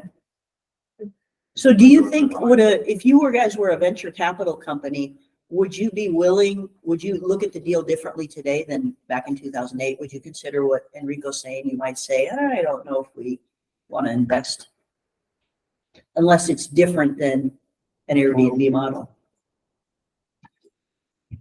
I would say that Airbnb came at that period and became a very big company because of a point. Because they were the first to actually, let's say, try to implement not owning houses, not owning apartments, and renting them out. So at the end of the day, it was it could have been an idea to invest in Airbnb at that time. Okay. There's also another issue. It's the fact that Airbnb is going to be struggling over the next little while, especially in places like New York. Because what would happen is that a person who says, oh, I want to start an Airbnb, but not just one apartment, I'll buy an entire block of apartments and then all on Airbnb, which means that New Yorkers couldn't find housing. Right. The whole apartment was very expensive because they said, oh, I have them all. I choose the price. And now New York said, no, okay, that's enough. We're instituting a new law where you can only have one or two Airbnb maximum. Right, you limit. We're doing that here too a little bit. Yeah. See, this is the problem because, and you look at kind of the management side. This was an industry nobody understood, and you're seeing the same thing now with AI. By the way, is as soon as the government understands that it's profitable, they start regulating the industry. They did it with taxis and ride shares now. And so if you were looking, and that's the point, is this same deal that happened in 2008 would probably be very different today for this reason. So it's kind of an interesting example. I want to go forward and spend a little time talking about this private equity deal with Blackstone. I think it might provide for more discussion. I think this was a really interesting deal. In fact, I mentioned to Federico, we were talking and I told him we were going to be, the Blackstone deal. That's, one of the big famous deals from private equity, especially now with this kind of industry and a pandemic. So let's kind of look at this from the strategy point of view. So you're a big private equity firm. You see this company in England, they're number 2 in the market, but you think they're undercapitalized, undervalued. What would be the strategy? Why do you think Blackstone saw value in Merlin's, Merlin's assets, Legoland, and the possibility to grow. Kids. Hmm? Tourists. Tourists, very good. What else?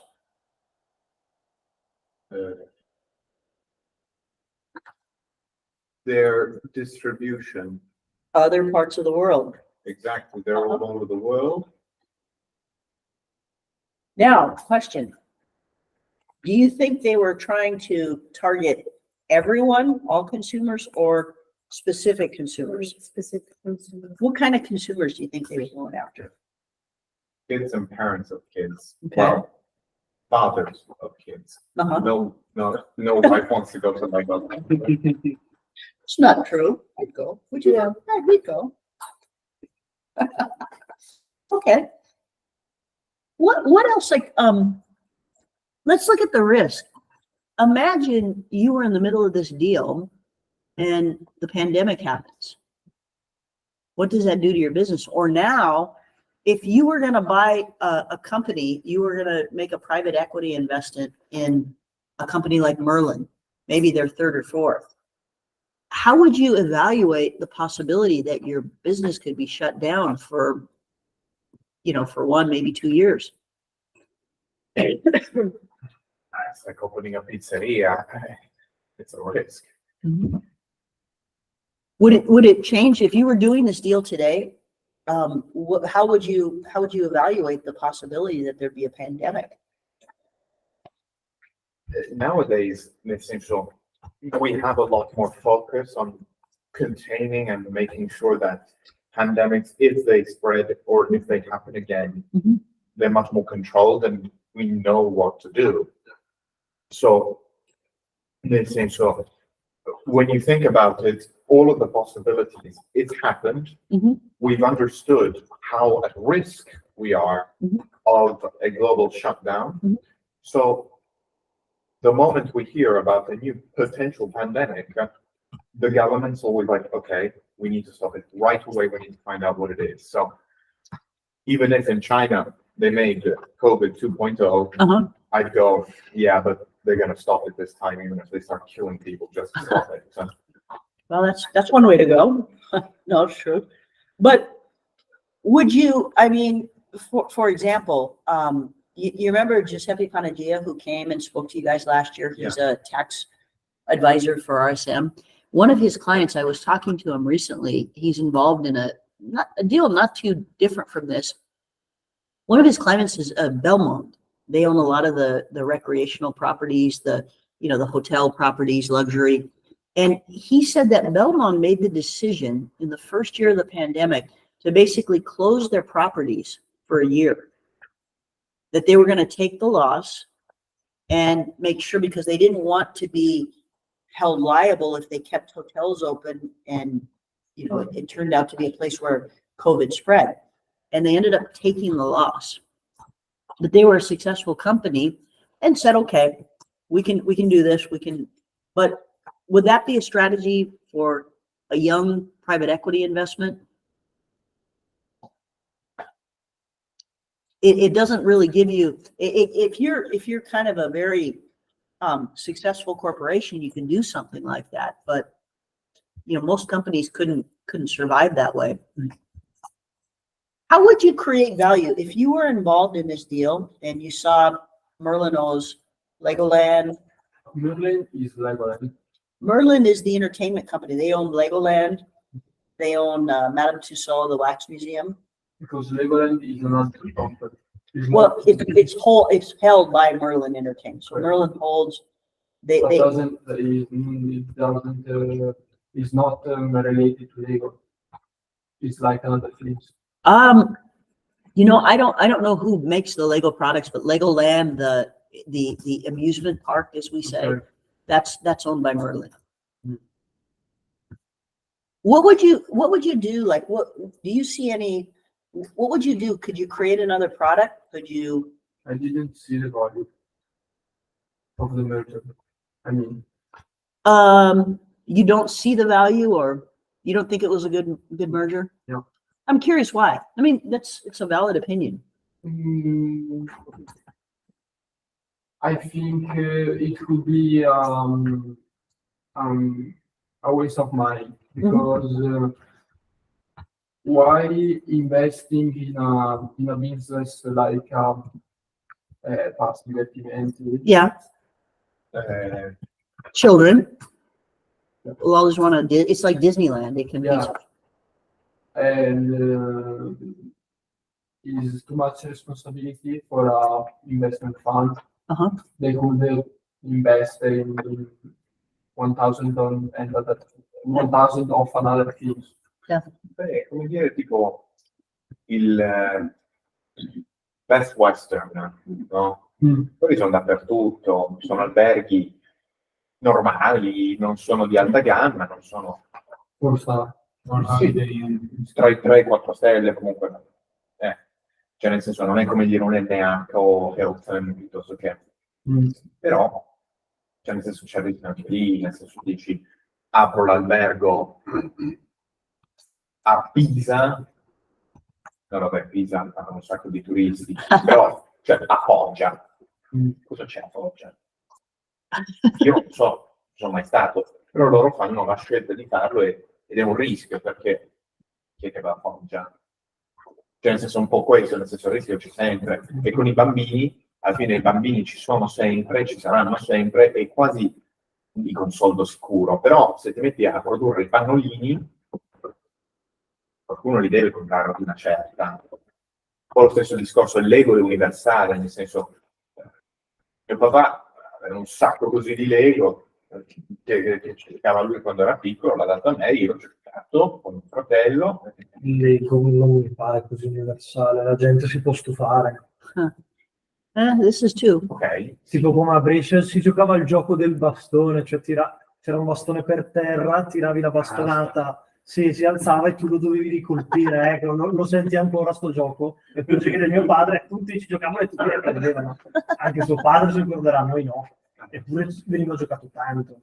Tanto che c'erano i cartelli con i divieti in certi posti perché la gente tirava il bastone e finiva. Quindi tu prendevi il bastone per terra. C'era un altro bastone per terra, tu un altro tiravi, si alzava e poi colpivi, probabilmente ricolpivi la gente, colpivi te stesso, ammazzavi tutti. Però era un gioco famoso, adesso chi ci gioca? Su tutti a Call of Duty. No, Bene o male che sia, non è né un bene né un male, anzi. I think that is more specific target. I mean, for example, the Museum of Wax.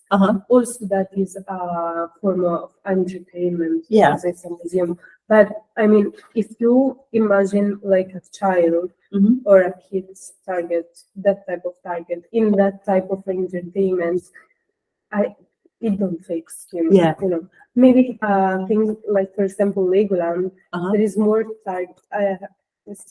Targeted. target. You know, maybe for the kids and the child. So, for example, if you go in a new city and you know that have also this type of entertainment for kids and child, maybe that is a plus values for the tourism. Yeah. I mean, that's identifying a market and a market Yeah. opportunity. Yeah, absolutely. Or a merger with Disneyland. Yeah. Perché But then you io get non into sono antitrust. You might Io get. non so, però, like, I've never been to Disneyland. Never have. Not something that I care about. It's expensive. Exactly. But a lot of parents go, and all these things here, a lot of people go, like even like well into their 30s and 40s will go to Disneyland Yeah. because it's an attraction.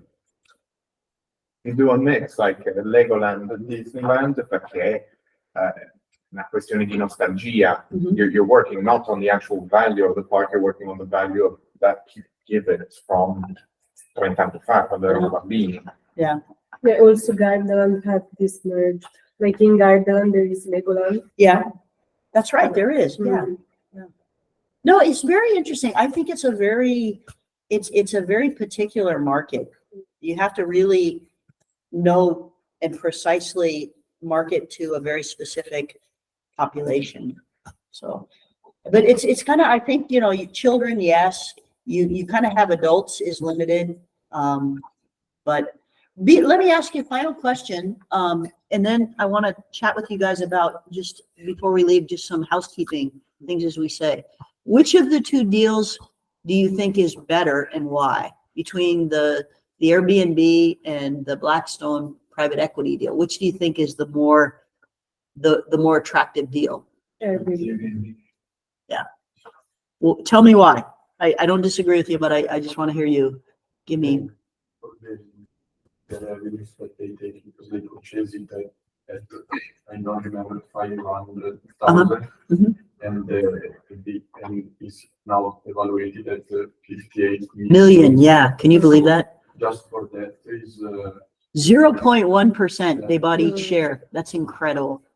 and it's for me it's like this because they have a disruptive impact on the sector instead of the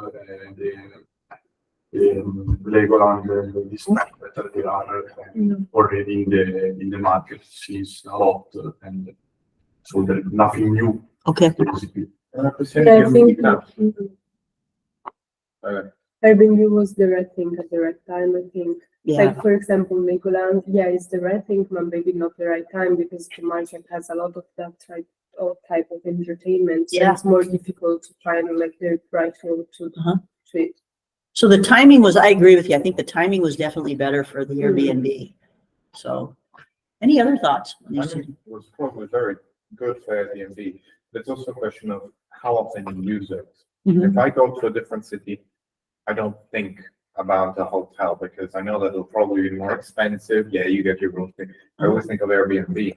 It's about how much you use it compared to, because you go to Legoland once. I went there. Yeah. Ci tornerò fra.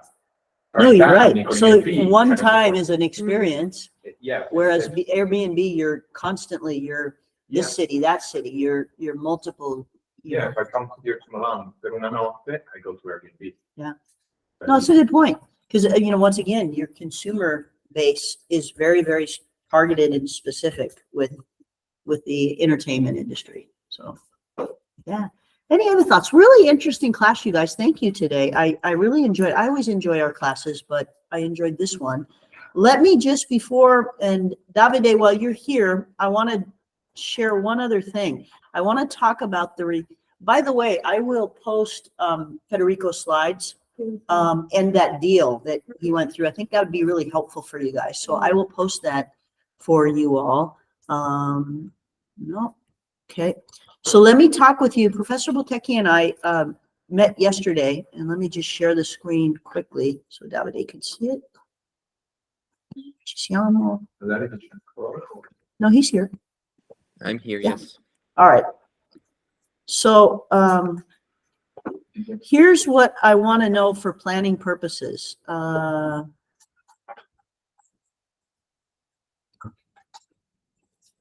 So this is our last class that will be in Milan. And again, I thank everybody for making the trip. It vale la pena because you got to speak and meet with top experts, and that's why we do this.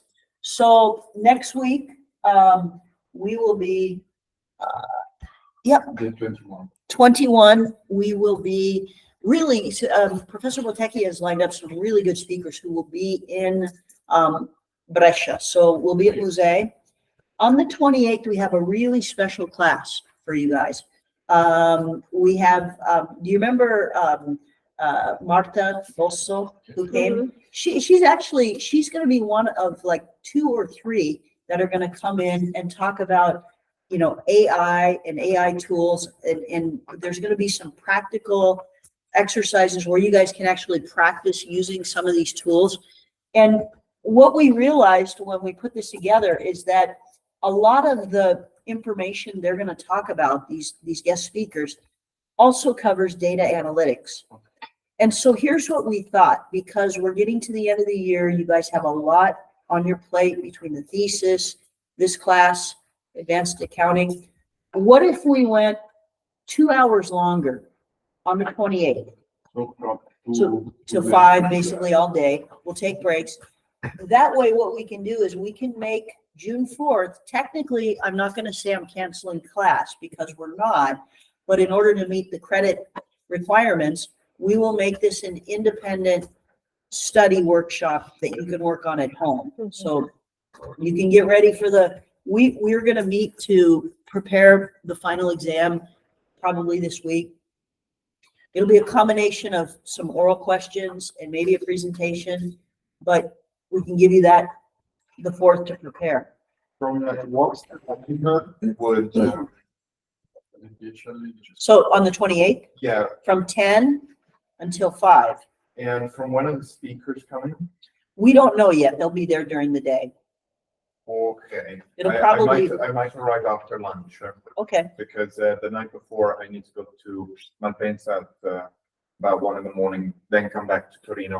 And then I would have had to leave at 6:30, leave at 7:30 in the morning to get there at 10. Quindi arrivo forse un po' dopo. okay. But what about the final presentation, the final exam? So we're gonna probably have the instructions prepared for the final exam for you guys, Okay, probably this week. okay. Next week, we'll distribute it. It won't be a written test. It will be a combination of maybe a small oral exam with a presentation, kind of combining to make sure, it'll be, we want this classes tended to be a workshop, not, so we'll have more information probably next week. But if it's okay with you guys, we'll plan like that, and that gives you the 4th free. Okay? Yeah. All right, very good. If the 4th is free, do I need to be there in person? No, That's the point. If we go 2 extra hours, we can cover everything that we had planned for data analytics. And then the 4th is independent research at home, Okay. outside research that still counts for our class hours. Okay. All right. Lastly, I know you guys are just packing up. We're getting into crunch time with thesis, so make sure that you get your, we have a deadline. I need to know who your panelists will be so we can get. And Giuseppe Orlando. Oh, both of them? Okay. See, Oh. why not? Oh, wonderful. There's 2. Okay. Yeah. Have they confirmed? They said, Sì. all right. Very good. Cristina? Sì. Okay. Giuseppe? Okay. Excellent. Excellent. Con le sue tasse. So Eh? send me, just send me an email so that I can record these, because we have to send these to the research center for approval. And then we're gonna need the finals very soon of everybody's drafts. I'm working with some of you. When is the deadline for the drafts? Well, we haven't set one, and but it's soon, because the research center is going to do a citation and plagiarism check on every thesis, BBA, MBA. So they need time to do that. And I need time to work with you to make sure it's in a final form. Let me know. And then I'll send out I'm gonna probably this week send out an email to everybody outlining all the steps that you have to do. If you have questions, need help, call me, ask me. Probably next week I will send you the final. Okay. Perfect. Yeah, Perfect. the same. Okay. Next week. So I need this a little going bit to longer. be the 3rd time. So the SSM, probably Dr. Voss. It won't be Liz. It won't be Liz. No, it'll be Dr. Voss, probably. Vasilios Margaritis, you guys will love him. He's fantastic. He's the new head of the research center. He's fantastic. He's been very, very helpful to work with. So, and I'm available, even if I'm not working with you in an official capacity as your research director, I'm available to everyone for questions. My goal is I want you all to do really well on this assignment. Thank you. And Thank you. thank you.